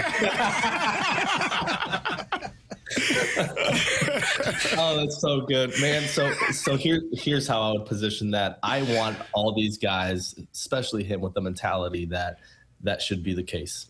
I want him hungry. I want him coming after everybody. His skill set is impressive. His mentality and overall personality is what gets me, man. I was having a conversation with him down in spring training. This was last off season, and he made a comment to me. He said, man, I wish all the young guys would just live down here in Jupiter and we can all get together starting in the off season and just start to build the core and get after it together and learn what it looks like to really come together as a group in order for us to win for a long time together. And when you're the manager and you hear a young kid that hasn't even been in the big league camp yet speaking like this, that's impressive. And then you watch him throughout camp and he never got sped up, man. It doesn't matter the moment. Like, he was calm, under control, doing his thing offensively. Like, the game was slow to him. So that's the best I can do at avoiding your question. It's a masterclass right there. All right, Ollie, last question for me. We appreciate you taking time today to join us. We're getting a lot of texts in the YouTube chat that we call the Snake Pit. They're asking a couple of questions about your background. Is it, are you at Cracker Barrel? Is that your actual home, or is that a filter behind you? The people want to know. Is that a green screen?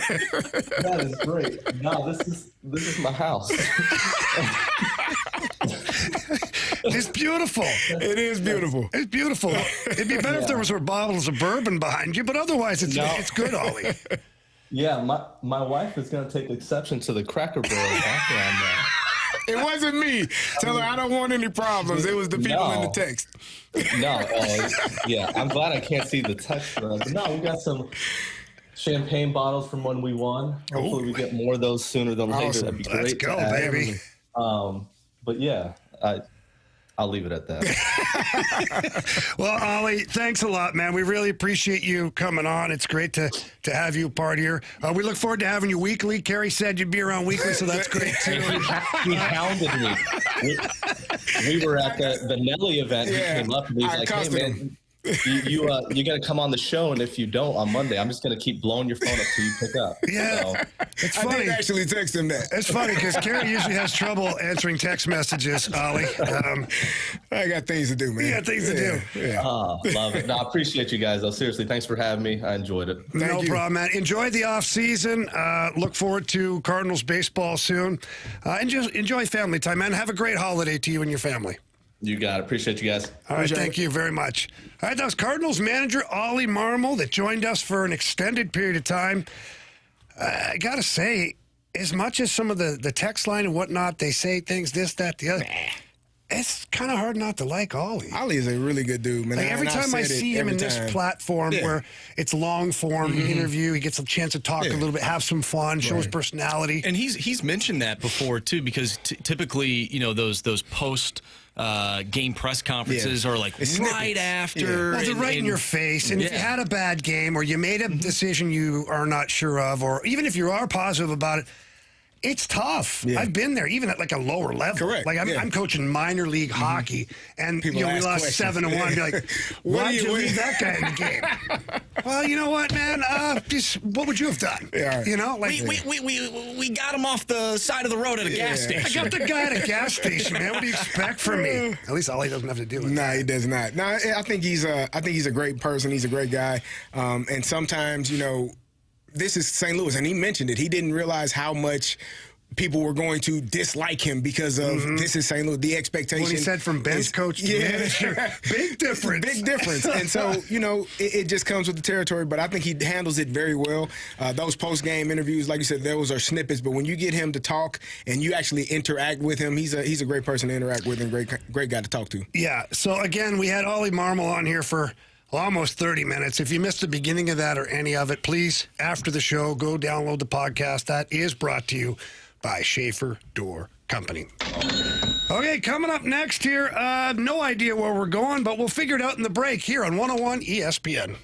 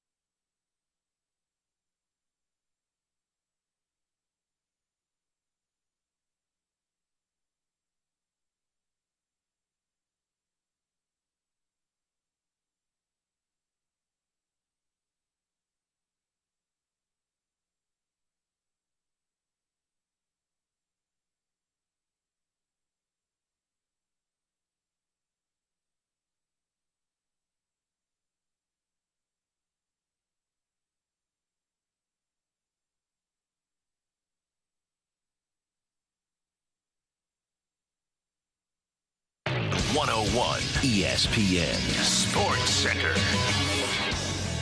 I'm Andrew Marsh. It's time for a Sports Center update brought to you by Saliga Heating and Cooling. We just got done talking to Ali Marmol, Cardinals manager. If you missed that conversation, make sure you go to 101ESPN.com or check out the free Dobbs Tire and Auto Center's 101 ESPN mobile app. Just head to the podcast page and you will find all of our interviews and all of our shows there. And it's all brought to you by the Schaefer Door Company.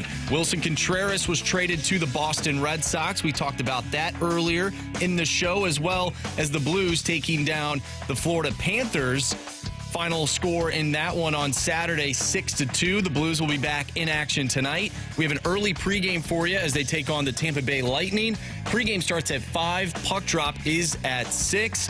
We will do What's Trending coming up next right here in the Fast Lane. I'm Andrew Marsh, and this Sports Center update is brought to you by Saliga Heating and Cooling, a Daikin heating and air conditioning dealer.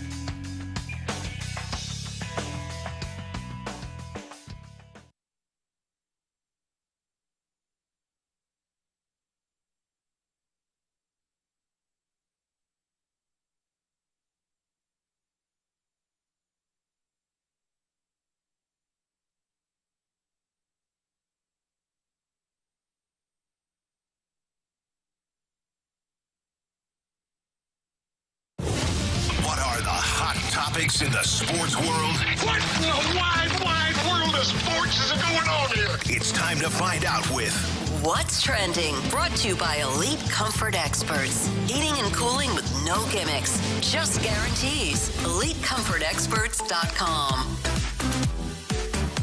Welcome back here to the Fast Lane, 101 ESPN. I literally told you he didn't hear you. No, and you part? didn't hear me. What do you say? He said, Jamie, I'll bring us in. Oh, well, I have my ears in. I literally told him. When I have these in, I can't hear you. always bring us back I for What's literally Trending. told him. All right. He didn't hear you. I didn't hear him. And he didn't hear me say that to him. I had my ears in. I didn't hear you say it to him either. I know. Nobody heard anyway, but I heard both of I you just all. had a feeling that he was going to bring us back I in. knew he was because he didn't say anything. If he doesn't respond, Yeah. like you have to get verbal confirmation from Jamie, not a head nod, not a thumbs up. You have to get yes or no. Verbal confirmation. Otherwise, you don't know what he heard. And then he also will use that as, you know how he does. What'd I do? Yeah, you find a way to skirt the rules. What are you talking about? Yeah, if I don't get verbal confirmation or written confirmation from you, you didn't say it. Well, that's your fault. Nah, see? We are going to get into What's Trending, but right before that, I think the common thing here on the text line that I'm seeing is that people are mad at Ollie. What? For what? Because he sounds like a pretty good guy. They're mad wanna at be themselves. And they find it hard to hate him now. So, all right, Marcy, why don't you bring us back here with What's Trending? All right, well, it's time for What's Trending alongside Jamie Rivers and Carey Davis. I'm Andrew Marsh, and we've had some people text in wanting us to talk about this. And we will get to the bragging rights game because Carey's all decked out in his Illini gear. But the Kansas City Chiefs, they are leaving Missouri for a new stadium in Kansas. We sort of alluded to this on Friday during Freedom Friday. We had a texter send us a message wanting us to give the people our thoughts on this. But now that we see that this is happening, what are your thoughts? No more NFL in the state of Missouri. I think it's weird. I think it's weird that the city of Kansas City, Missouri, can't find a way to make this work. I think it's weird that billionaires don't pay for their own stadiums. I'm just saying, dog. No, I think it's weird. Stan Kroenke did. Man, he don't count him. That's your guy. That ain't my damn guy. Rams never signed me You know why they're billionaires, Carey? because they don't pay for their own stuff. Because they find the best way possible to I get from get it, A man. to B financially. I get it, but Why would I pay for it when I can have you pay exactly. for it? Taxpayers, everybody else. Not only are you going to pay for the stadium, You're going to enjoy it. you're going to pay top dollar for my team when they play. And you're going to come watch and you pay me will more. like it. And you'll buy I get it, man. jerseys. I get it. And buy beer that I've overpriced, too. But the precedent has been set. You said Stan Kroenke paid for his own stadium, so that should be the conversation from every other city. I don't disagree. I just think it's weird. The move itself geographically won't mean very much because it's so close in proximity. Right across the border. Like you still get all the people going there and the tailgating and it will affect certain businesses in the city of Kansas City, Missouri, because I'm sure there's certain hotels, restaurants, bars, and things like that capitalize greater because the team is right there. I don't really know what to feel about it. I think it's just weird that they couldn't make it work. But that means team is needed in Missouri, people. Good people. Yeah. NFL folks. St. Louis. You know what I mean? I would love for a team to Team come is back needed here. in the state.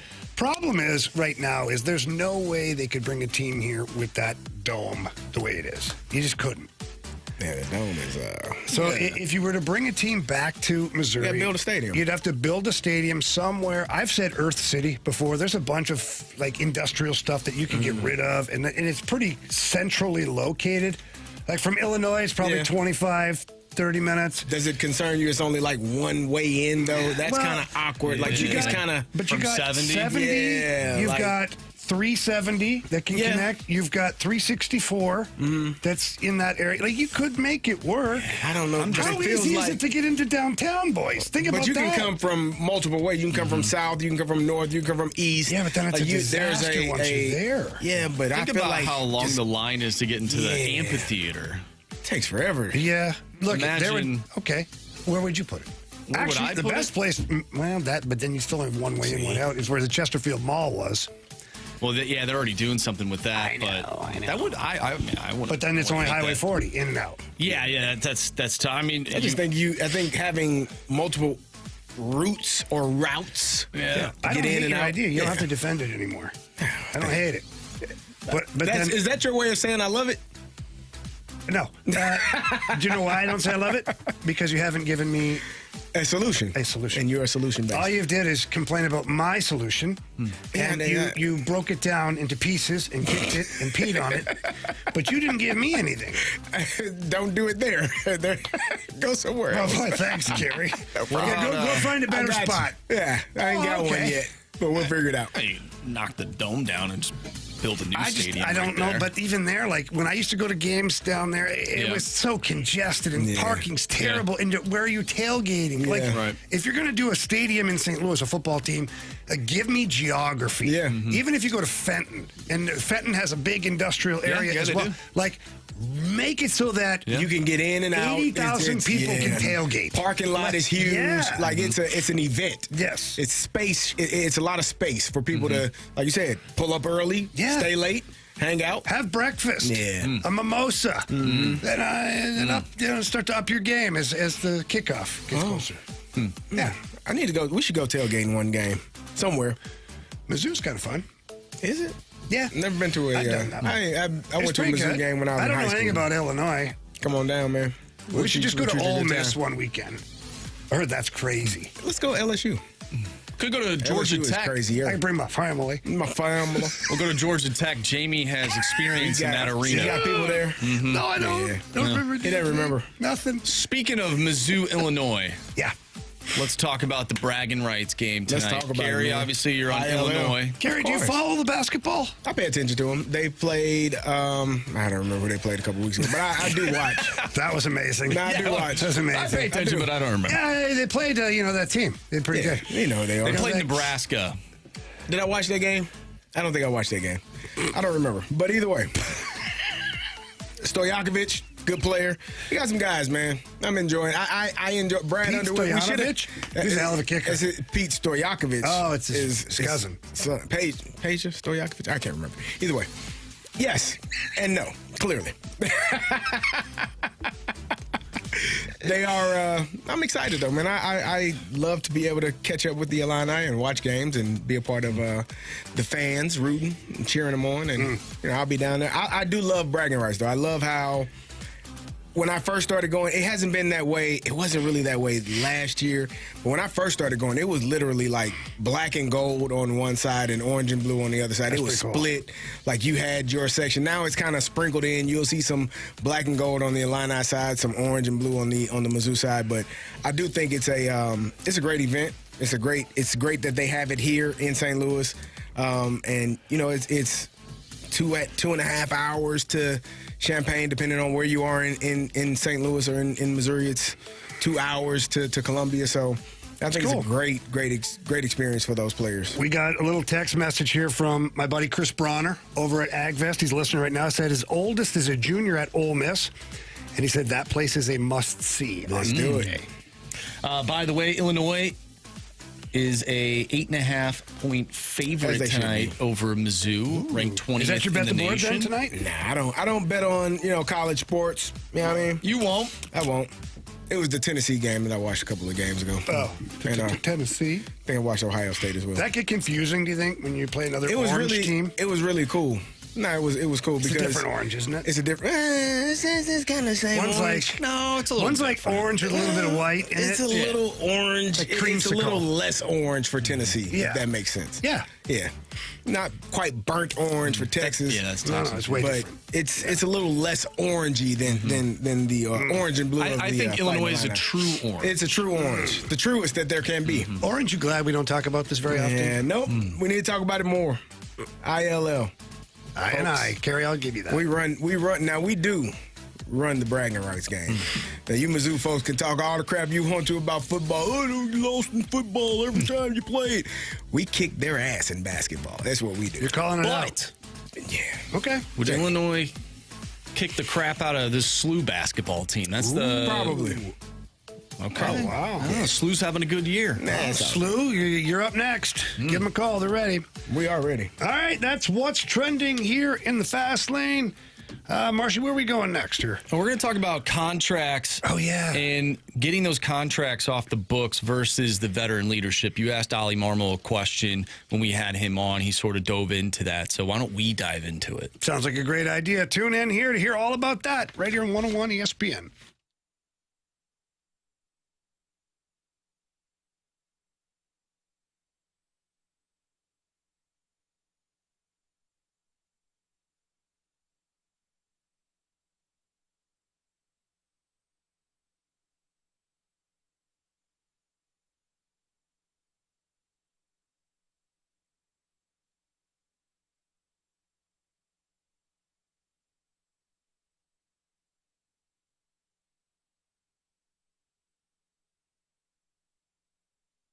Hey, if you're in the market for a new vehicle, my friends over at Genesis of St. Charles have you covered.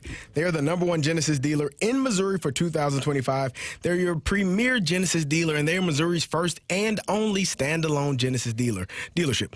Don't wait. Now is the time to visit during their signature event at Genesis of St. Charles. They want your trade-in and are willing to pay more for it on any new Genesis purchase. No games, no gimmicks, just upfront pricing, and you can also unlock the e-price today. Every purchase comes with 3 years of complimentary Genesis Service Valet. That means complimentary vehicle pickup and delivery, plus a loaner vehicle at no additional cost. If you're in the market for something new, let Genesis of St. Charles bring the test drive to you. They are closer than you think, located right off of Mid Rivers Mall Drive and Highway 70, 5601 Veterans Memorial Parkway in St. Peters. You can experience the luxury service at their state-of-the-art facility today. Go by, check them out, get you a cup of coffee. They have a large selection of new Genesis models in stock, ready for you to take home today. If you are unable to stop in, maybe you don't want to, don't have time, you can visit them online at genesisofstcharles.com. That's genesisofstcharles.com.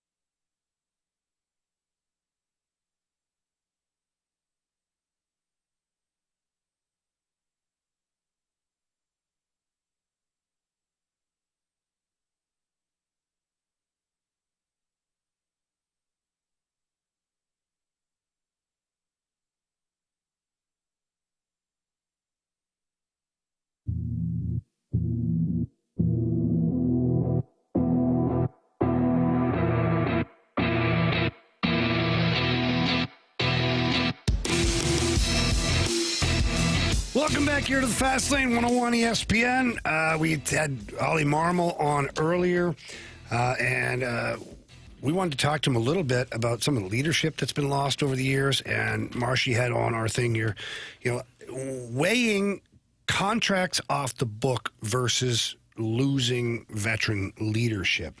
And so I'm going to let Ollie set the tone here. I didn't ask him this exact question, but I did ask him about, the leadership in the clubhouse and, what it looks like moving forward. And here's what Ollie said.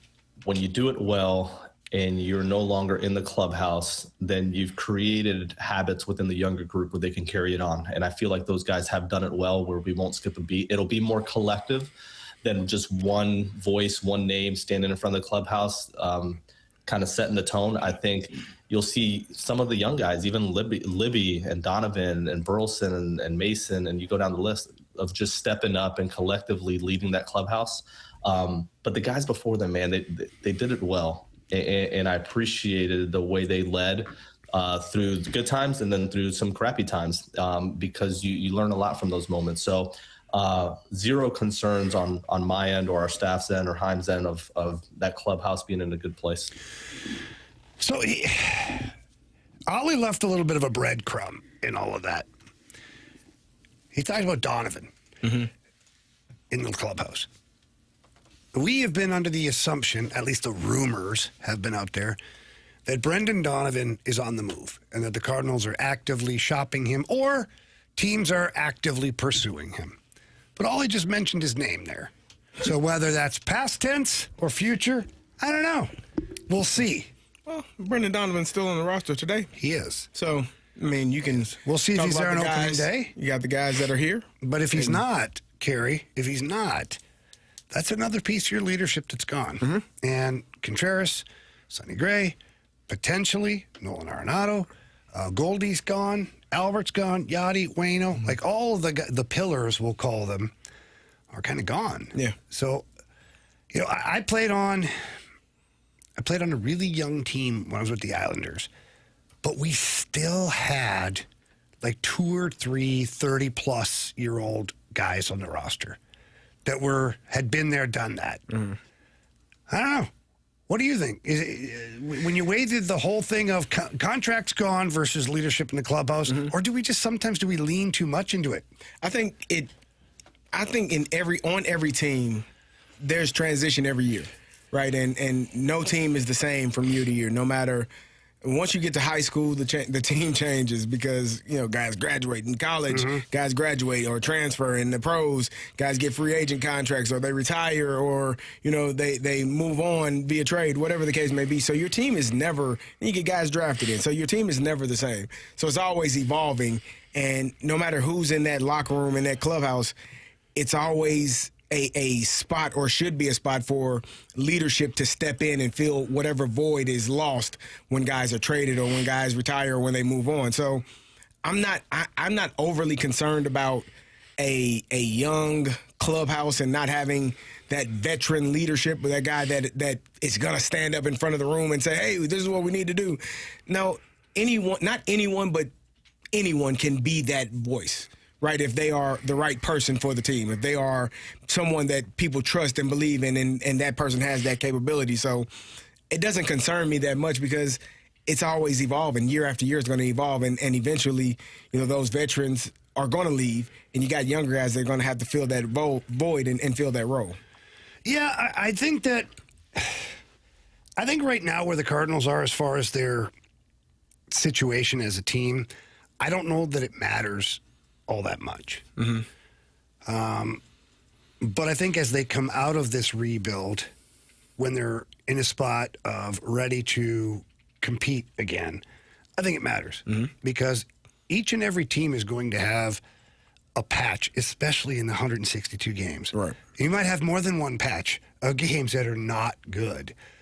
And sometimes young players, without knowing any better, start doing the wrong things, or they become bad teammates. Not on purpose, but you get so self-absorbed that you become almost toxic to yourself and your environment because you want more for yourself. You're mad, you're ticked off, or maybe you're mad at your teammate because you're playing well. He's not pulling his weight. It's like sometimes you need dad or big brother in the room to be like, guys, it's 162 games. Right. Man. No, we're not doing this. Let's go grab a beer. Let's go, like, you know what I mean? Yeah. But I also think that leadership can be passed along. Like, you can have, if Brendan Donovan is your leader right now, your team captain, whatever you want to call him, and let's say he's not on the roster in 2026, he's on a different team. Yeah. Someone has been following what he's been doing, paying attention closely. Yeah, but to do they how have the ear of the room, right? Yeah. Like, so like Lars Nootbaar, let's just say he's the guy. Like, okay, what if Jordan Walker has, like, he's like, whatever, Lars, what the hell have you done? You're always hurt. Somebody has to. You know what I mean? that- Mason Wynn, okay, kid, you're 2 years in the league. Yeah. It's like, hey, 2-year tenure, settle down. That could also force a player, like in a situation like this, if there are no veterans per se, that maybe this is that point where one of the guys steps up and takes on that role with a couple other players. If they get, together and they say, hey, like, let's be those guys, that calming voice for everybody. He did say, Ali Marmol said something about this being sort of like a collective effort. So I could absolutely see some of those players stepping up, and maybe it helps them mature as the season progresses, knowing that, hey, man, like, this is an opportunity for me to be the leader, and that's something that I want to be, so why not start now? Yeah, and I'll say this about leadership before we wrap this up. By the way, we need a new contestant in the Gauntlet. So text in to 314-399-9646. Gauntlet coming up next. But I'll say this, and I've always said this. True leaders don't need to be told to lead. True leaders don't need to anoint themselves as a captain or a leader. True leaders just do nothing but lead by instinct. Whether that's in practice, the weight room, on the playing field, the ice, true leaders are just that. They're born as alphas that want to lead the group. Yeah. And usually that happens organically. It does. So there's somebody right now, or more than one person in that Cardinals clubhouse, that will be a leader without even realizing what they're doing. Yeah. You just hope it's sooner than later, and you hope that it becomes infectious to the group. I guess that's the best you can hope for. I agree. All right. Carey Davis, Jamie Rivers, Andrew Marsh. Again, we need a new contestant in the Gauntlet. 314-399-9646. Gauntlet. Next.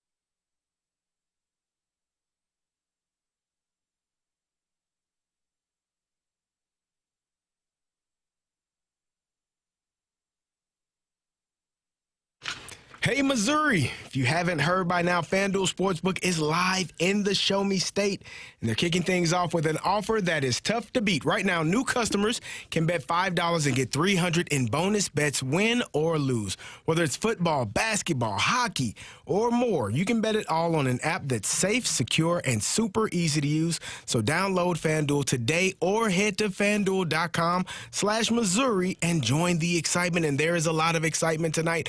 49ers taking on the Indianapolis Colts. Both teams fighting for playoff spots. See who can get it done. Maybe you want to take the Colts on the money line. Maybe you want to take Jonathan Taylor for an anytime touchdown.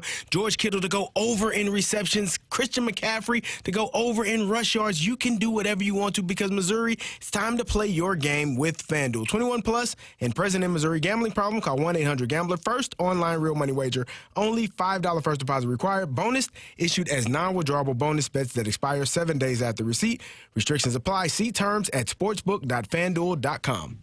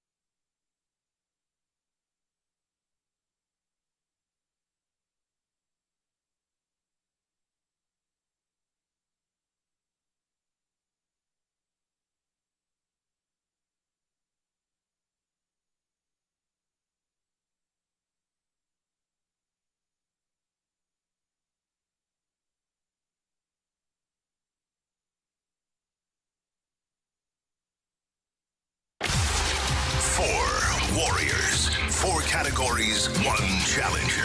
Can you survive the gauntlet? Brought to you by Blue Note Roofing. Roofing, siding, and gutters. Visit BlueNoteRoofingSTL.com for a free inspection.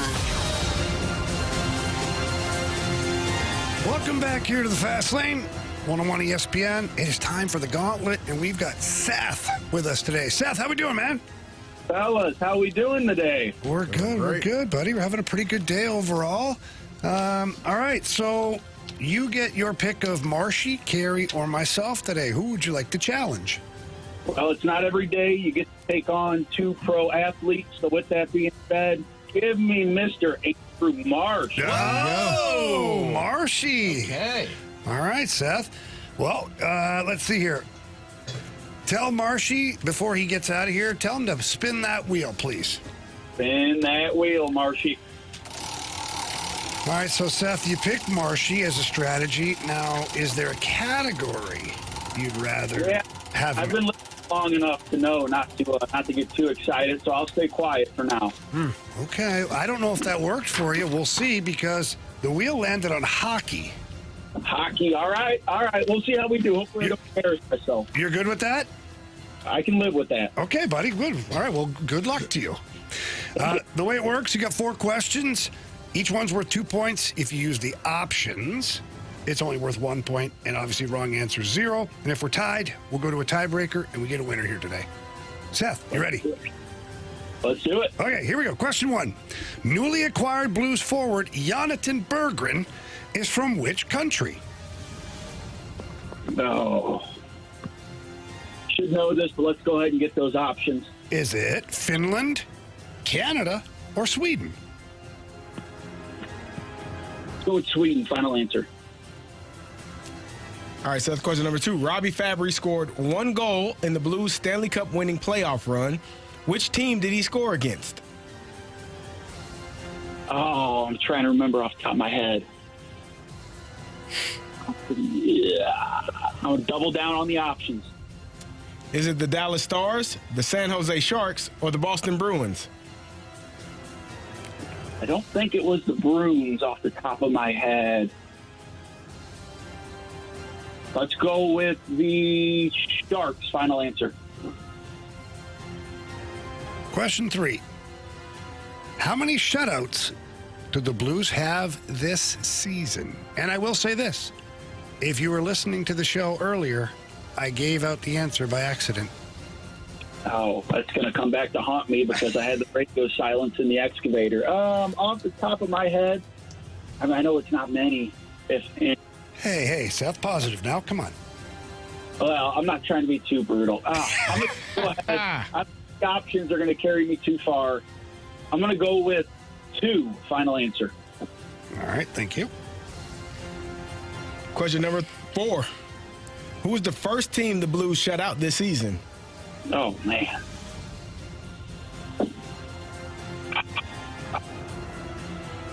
Go ahead and give me the options. Was it the Buffalo Sabres, the Utah Mammoth, or the New York Islanders? I don't remember off the top of my head if it would have been the Islanders. I don't know that it was the Sabres. Give me, you know what? I was watching that game too. I should know that. Give me the Islanders. Final answer. All right. Well, Seth, let's get Marshy back in here and see how he does today. How you feeling? You know, not the best. I'll be honest. I was hoping for baseball or football, but we'll see how we did. All right. Well, we got Marshy back in here. Marshy's putting his earphones back in. Marshy, how's it going? Silence today? Looks busy. Oh, yeah, there's a lot of people in there. Obviously, Mike Ryder. We had Bradford Bruns, Grant Francis, Alex Ferrario. A lot of people in there. A lot going on in there, man. A lot going on. All right, buddy. Well, your category today is hockey. Ooh. Pack lunch. All right. Let's do that hockey. You ready? Yep. Question 1. Newly acquired Blues forward Jonathan Berggren is from which country? Oh, is he from Sweden? I think he's a Swede. Or is he Finnish?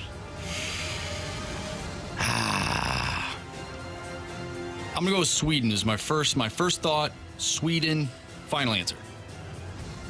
Question number 2. Robbie Fabry scored 1 goal in the Blues Stanley Cup winning playoff run. Which team did he score against? That was game 1, second round against the Dallas Stars. Final answer. Question 3. How many shutouts do the Blues have this season? I believe it's 3. I think you mentioned that earlier in the show. You said Joel Hofer has 2 of them. So I'm going to go with 3. Final answer. Pays to pay attention. I told Seth, I said, hint, if you were listening to the show earlier today, I gave away the answer, but he didn't have the show on. He's working. He was working, yes. Yeah, what are the odds of that? That's a question. All right, Carey. Who was the first team? Well, what am I doing here? No, you're good. No, you're good. Did I mess up? No, it's fine. Why'd you laugh? If you want to do it, you can do it. Is it not me? Is it you? It's fine. I'm lost. It's on me, isn't it? No. It's my turn. Well, when we're doing it, yeah. We're not doing it? Go ahead. Did I mess something up? No, you're good. Oh, okay. Love you.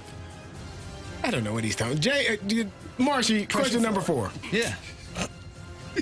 Does Jamie 1, get 3? 2, 3, 4. Why'd he stop me? I don't know. I didn't stop you. He did. He was giggling about Oh, my something. goodness. Who was the first team the Blues shut out this season? Wow. First team the Blues shut out this season. It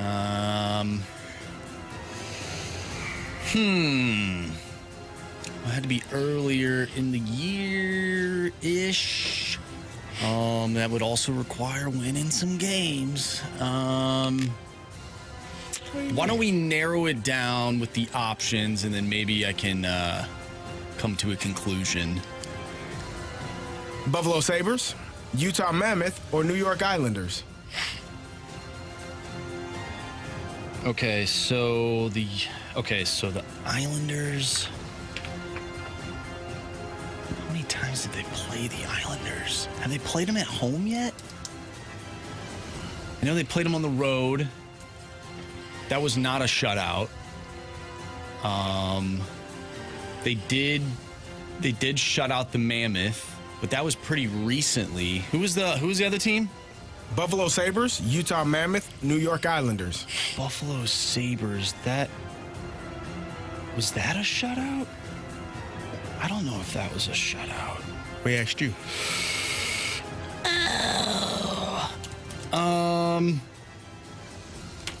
That was on the road. You know what? I think I'm gonna go. I'll go with the Mammoth. I'll go with Utah. I feel comfortable with all the other questions. I'll go Mammoth. Final answer. All right. Could be Buffalo. Let's go over this. He sounded like. It's not there. It's probably the Sabres. Who was the first team the Blues shut out this season?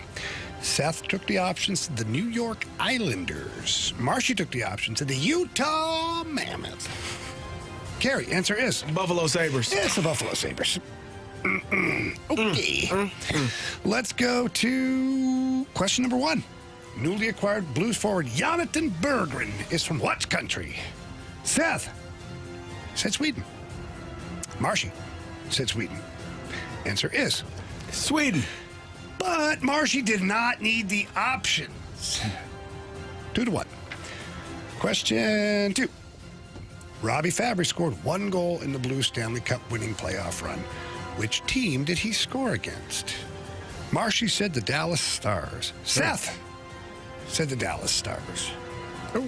Answer is Seth said the Sharks. Are we sure about that? Seth, did you say Sharks or Stars?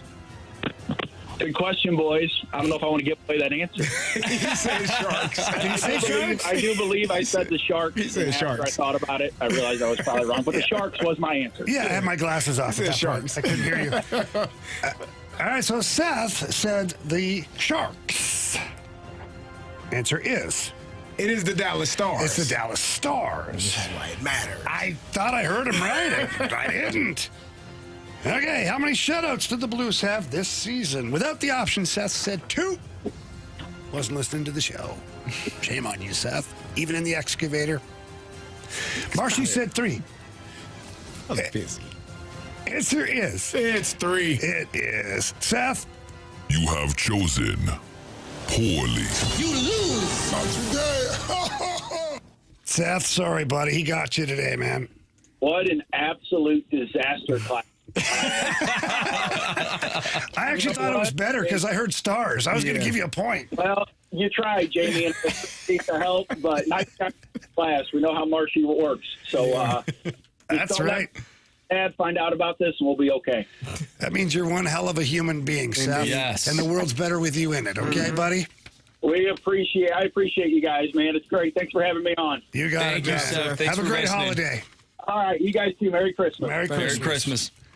Seth is a nice guy. Marshy, do you ever have trouble sleeping at night? Nah, hell no. Sometimes I do. I mean, but because of beating nice people, not because you're gaming all day. No.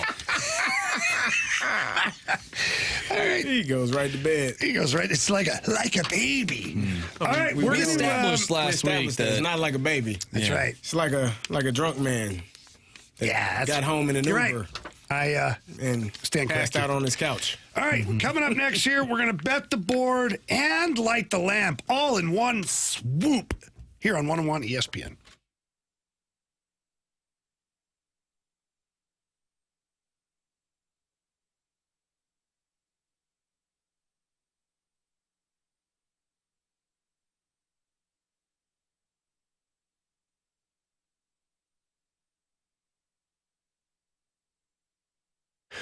Tonight's an exciting night for Urban Chestnut and Zwickle Light.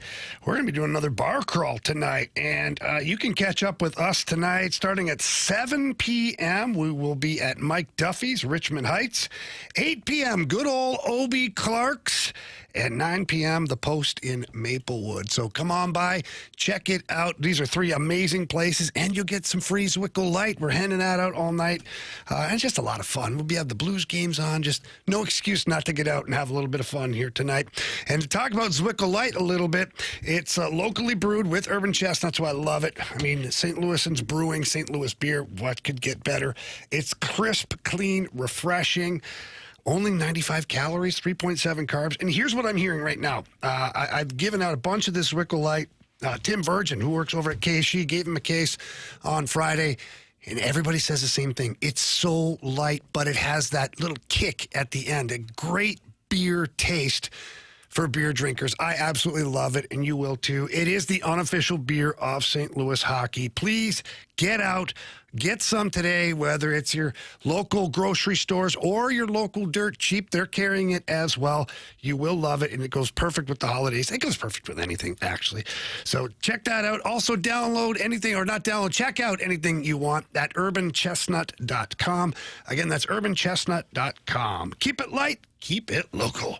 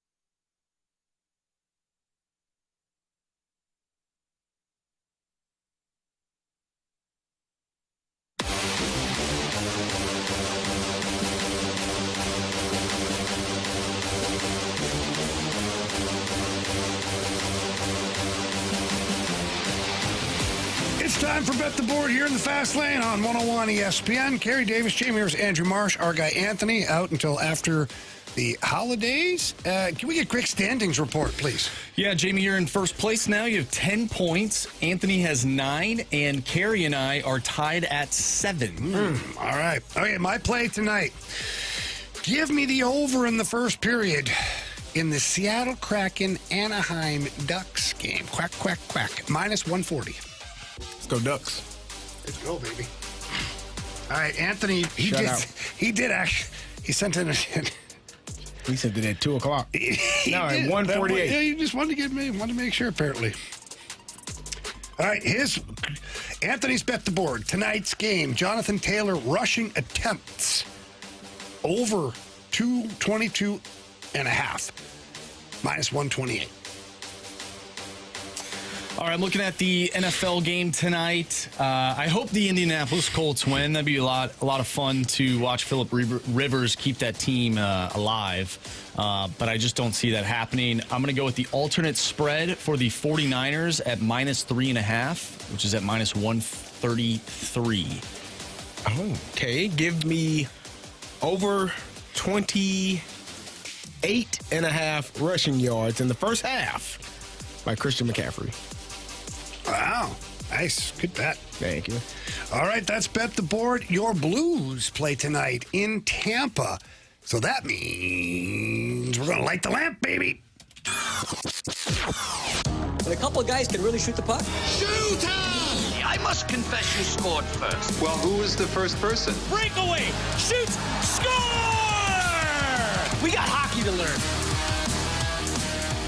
All right. Marshy, little standings update for us, please. Yeah, nothing's really changed. Not a lot of movement. Not a lot of movement. You two, Jamie, Carey, still 10 points. Anthony has 3. I have 6. My guy Jake Neighbors, he scored. Of course he scored. The one game I don't pick him. Well, I couldn't pick him. It wasn't on the... We didn't have a show that day. You going there again? I'm going there again. Of course you are. Why wouldn't you? I'm going to go Jake Neighbors to score a goal tonight against the Tampa Bay Lightning. This is frustrating. I mean, this is very difficult to choose in this day and age with your St. Louis Blues. Scored 6 last game, Carey. All right, 6, 7. Right. Yep, sure did. I think I'm going to go with Justin Falk. Wow. I like that. He's shooting the puck. He's scoring, man. He's scoring, yeah. Just keep shooting. He's got 9 goals, man. Yeah. I like your pick. Thank you. Are you ahead of Staltz, Marshy? Yes, I am. Right. I'm not picking the person that he wants. I'll just say who he wants. I believe he wants Robert Thomas. He did say that, yes. So he wants Robert Thomas. I'm actually going to go with Jonathan Berggren. Yeah. He's been hot, man. Yeah. He looks good. He's very quick. nice. He moves the puck well. Seems to have found some good chemistry with Robert Thomas and Pavel Buchnevich, which those guys all year seem like they haven't been able to find chemistry with anybody, for that matter. I like that. All right, again, tonight is Blues at Tampa Bay Lightning. Pre-game will start at 5. That means we're off here in just a little over 30 minutes here. That's what's left in the show. And then you get Alex Ferrario and crew, and then puck drop at 6, and hopefully the Blues go on to have another solid game. What do you guys think tonight down in Tampa? Last game before the break. Sometimes these are hard. Blues 4-2. Oh, wow. Yeah, you heard it here first. Blues 4-2. Marshy, what do you think? I think tonight's going to be a little bit tighter of a game, but I do like the way the Blues are playing. I think this game goes to overtime, and I think tonight the Blues finally get a win in overtime. I'm going to go with a 3-2 victory. Okay. Wow, I like that. All right. Also tonight, I don't know if you heard me mention it, Urban Chestnut and Zwickle Light are doing a little bit of a bar crawl starting at Mike Duffy's. Then 8 o'clock will be at Obie Clark's. And 9 o'clock, the Post in Maplewood. Should be lots of fun. A lot of great people, Blues fans out. We'll be able to watch the game and see if any of our predictions come through, whether it's light the lamp or our score for the game. Should be a good time. Okay, coming up next here, we've got the Sports Six-Pack. So get your questions into 314-399-9646. We'll dive into that next right here on 101 ESPN.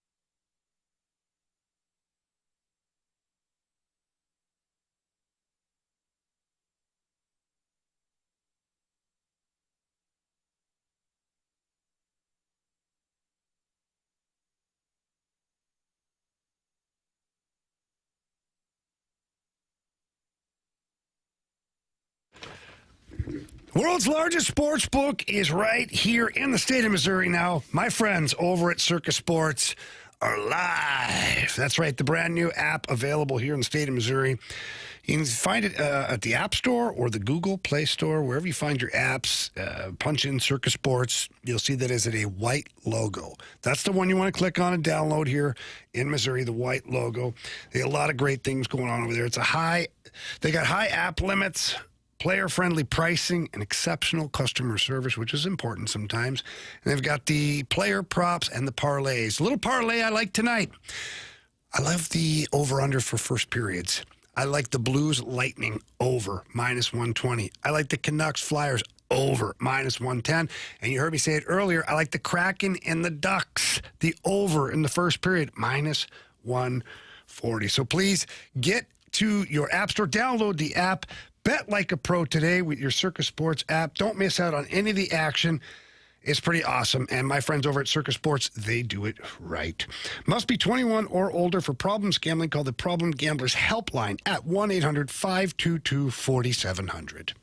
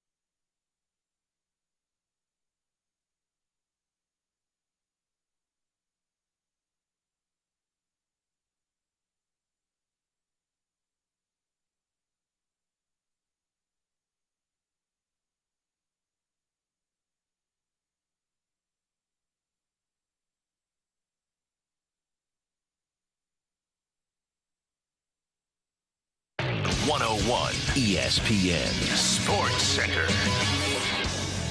I'm Andrew Marsh. It's time for a Sports Center update driven by Johnny Londoff Chevrolet and Johnny Londoff Autoplex. We are less than 30 minutes away until Blues pregame. Blues taking on the Tampa Bay Lightning tonight. Pregame starts at 5 tonight. Puck drop is at 6. If you've missed anything from today's show, including our conversation surrounding Willson Contreras and his trade, he was traded to the Boston Red Sox. We also talked with Ollie Marmol, Cardinals manager. If you missed anything from today's show, make sure you go to 101ESPN.com or check out the free Dobbs Tire and Auto Center's 101 ESPN mobile app. Just head to the podcast page. You'll find all of our shows there, and you'll find all of our interviews, and it's all brought to you by the Schaefer Door Company. We have the Sports Six-Pack coming up next, so get your questions in to the Air Comfort Service text line, 314-399-9646. We'll do the six-pack before we get to what we learned and 3 stars of the day. I'm Andrew Marsh, and this Sports Center update is driven by Johnny Londoff Chevrolet and Johnny Londoff Autoplex. See them at Londoff.com. Chevy, together we drive. Are you kidding me?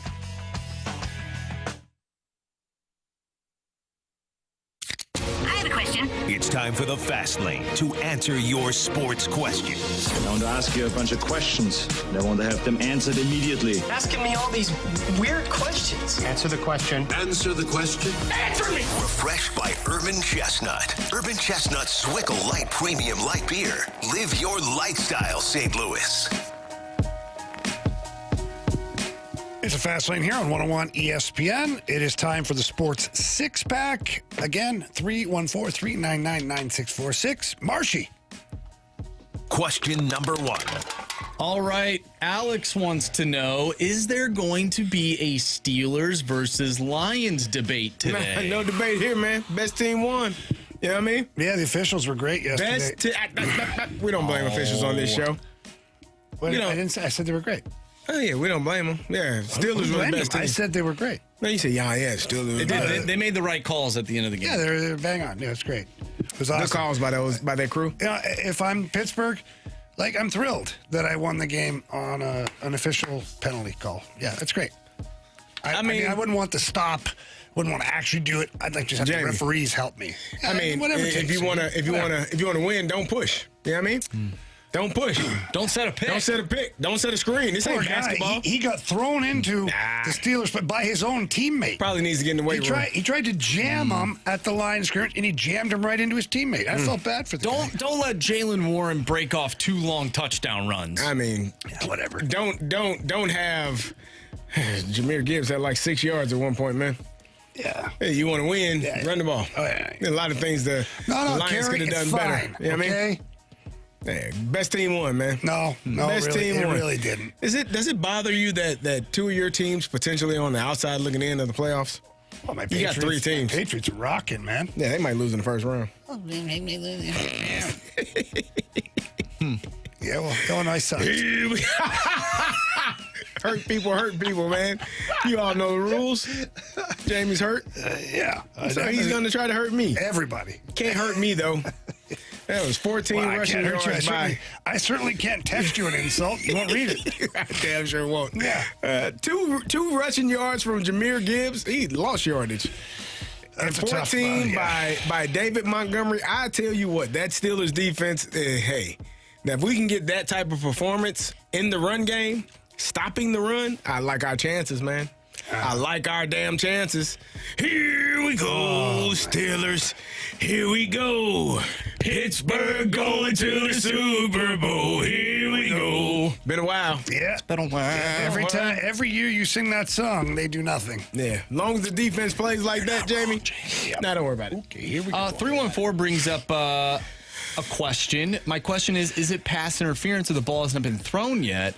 I really don't think it is. Yes. Yeah. It is. If it's offensive pass interference, yeah. Now, you might be thinking of defensive pass interference. Defensive pass interference if the ball is not thrown, correct. But if it's offensive pass interference, you push off to create separation. Doesn't matter if the ball is in the air or not. Yeah. And the other one where Tesla just ran right into the Steelers DB. Can't do that, in high school when the kids get a foul or it's a penalty. You can't do that. Yeah. That's what they yell. So that's what that's what they were yelling when he did that. And he walked right into the end zone. Whatever, dude. 314 says, shut up, Marsh. Don't do that. LOL. That's obviously referring to the here we go, Steelers. Here we go. Pittsburgh going to the Super Bowl. Here we go. You know how excited. Put money where your mouth is? You want to? No. Listen, don't worry about that. You know how excited. Guess what? I'll put money on it versus the Lions. Yeah, I'll give you 2 for 1. My Lions make the playoffs. or the bet Bucks. on who goes further. Yeah, let's do it. Okay. Say that again. Yeah. If they make the playoffs. If they make it, all right. If. Yeah, 3 teams to choose from. 2 of them stink. Next question. Quiet. Question number 2. It is crazy, though. I thought that, there were some teams who lost yesterday that I thought were the better team. They ended up losing, the Lions, the Broncos. There's a couple teams that I thought were the better team. You didn't think the Broncos were the better team. Question number 2. He's such an ass. Let's go to Grant Francis fan club. With a few straight years of slow starts, do you think the Blues might need a different approach to the offseason and training camp? I don't know about that. I thought they had a hell of a training camp, really. I thought they attacked it well. I mean, I'm not in the locker room, I'm not in the meetings and things like that, but it's on the players, man.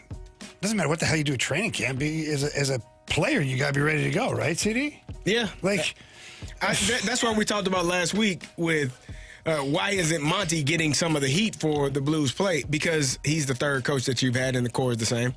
So the players, whatever that is that you need to do to play better. Have you seen Monty take a slap shot this season? Like in game? No, I haven't seen him skate in the game. I haven't seen him, skate I haven't seen him. I'm talking about on game day. Like tonight, you think he'll be in net possibly? No, nor will he be on the power play or the PK. Not going to be out there. Not doing it. No. So yeah, the players got to play better. Sorry. End of story. Yep. Question number 3.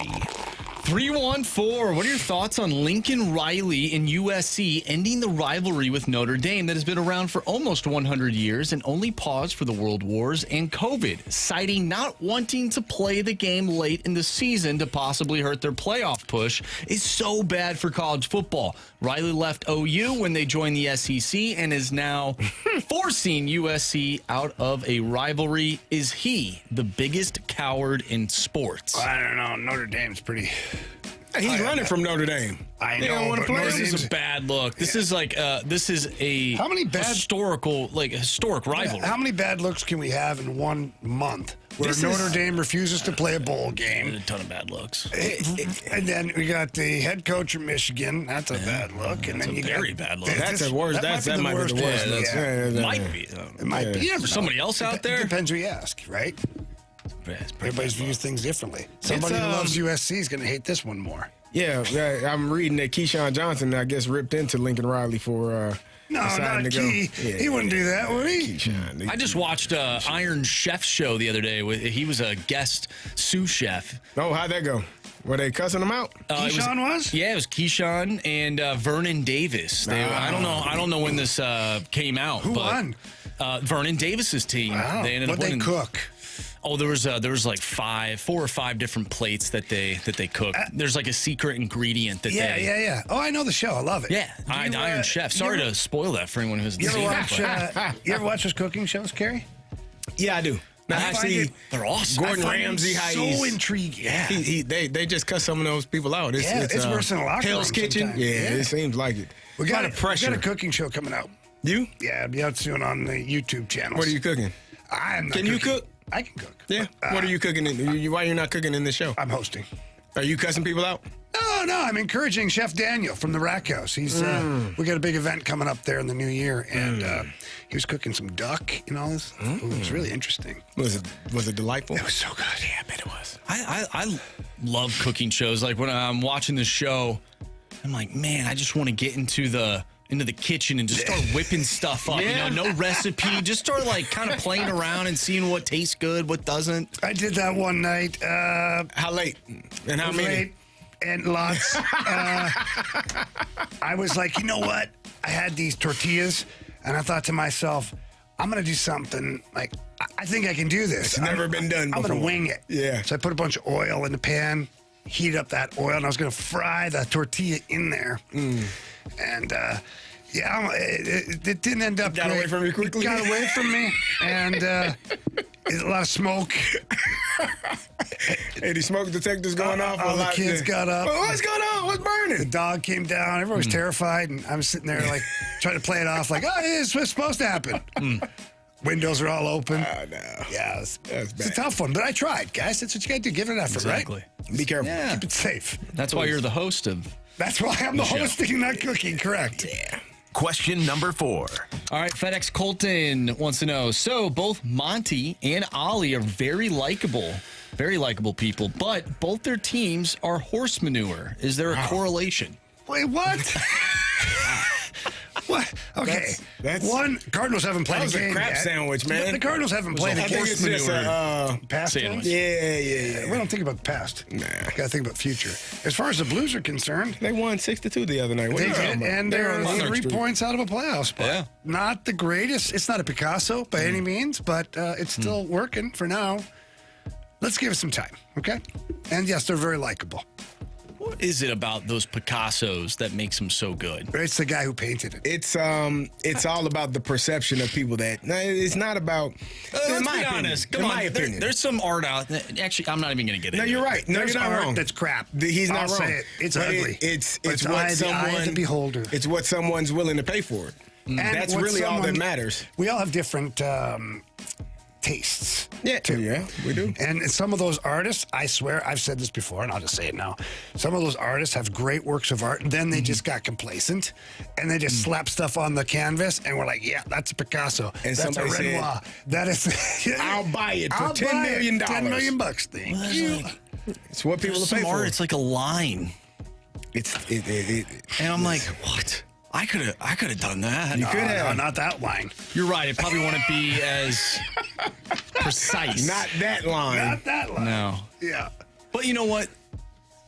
I'm not gonna. we got a text from old Woody says you ding dongs are not gonna start crapping on Picasso. Sorry. Maybe not him, but That you feel that we way. just use his name a lot. Yeah, we just named an Like artist. Monet, the Monet is hard to, like, you look at it and sometimes it's tough to tell what the hell you're actually looking at. But then people are like, oh my God, it touches my soul. to the I'm like, eye of the what? beholder. How does a piece of painting like touch your soul? I don't get that part. Yeah. well, it's like a movie, right? Yeah, but- Some but a people like movie movies. or a music, like it can. But looking at an inanimate object, it doesn't move me. It tells the story, Jamie. If you go to the art museum, you probably just look at the paintings. You don't actually read that little text that's right next to it. There's a hell of a text that we just got too. Go ahead. No. We keep going. Keep moving. We're not. No. Okay. Oh, no. Oh, no. Do we have, where are we at, Marcy? Why don't we take a break? Yeah, The we should show's do that. about to end. We got to get the Blues pregame on time. We want to we make sure we learned. get. Yeah, we got to get to all that. Ooh, 3 stars of the day. Yeah. Coming up next, right here, 101 ESPN.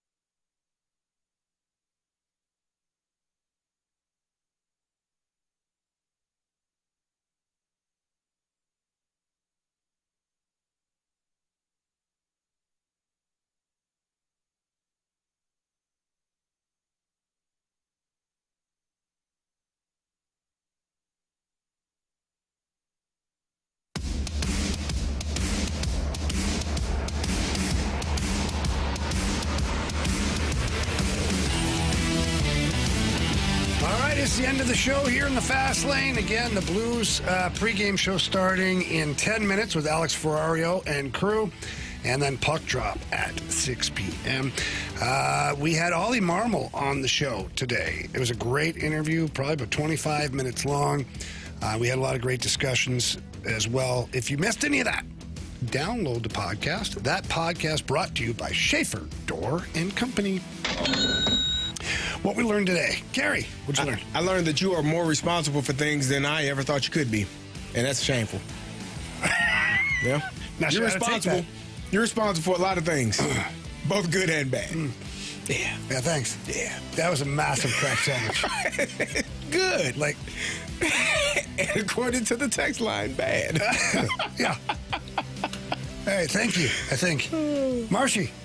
I learned that Carey this weekend was running for over 48 hours. That's impressive. I was a running. No shin splints And then either. I stopped. Impressive. Impressive. Yep. Then I stopped. I learned that the city of St. Louis has a couple of head coaches that seem like pretty good dudes. Jim Montgomery, we have him on here weekly. We know Monty very well. We're fortunate to have him every week. And today we had Ollie Marmol. And you may not like his managing style. You may not like his decisions. You may not like certain things he does. But I think you have a hard time not liking the individual. Yeah, he's a good dude, man. Every time I say it, people then they hate me. But he's funny. He was very nice, very good on the show. We had a great time with him. Stayed on, asked us a couple of questions in regards to like our careers and you know how we approach certain things. And I think he's a great dude. He's gonna find a way to get these guys to win. Carey criticizes home decor while we're on there, so... Not I, and I'm sorry. I can't believe you brought that up, by the way.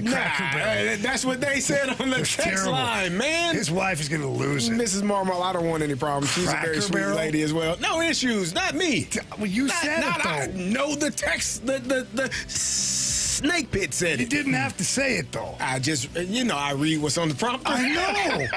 Cracker Barrel?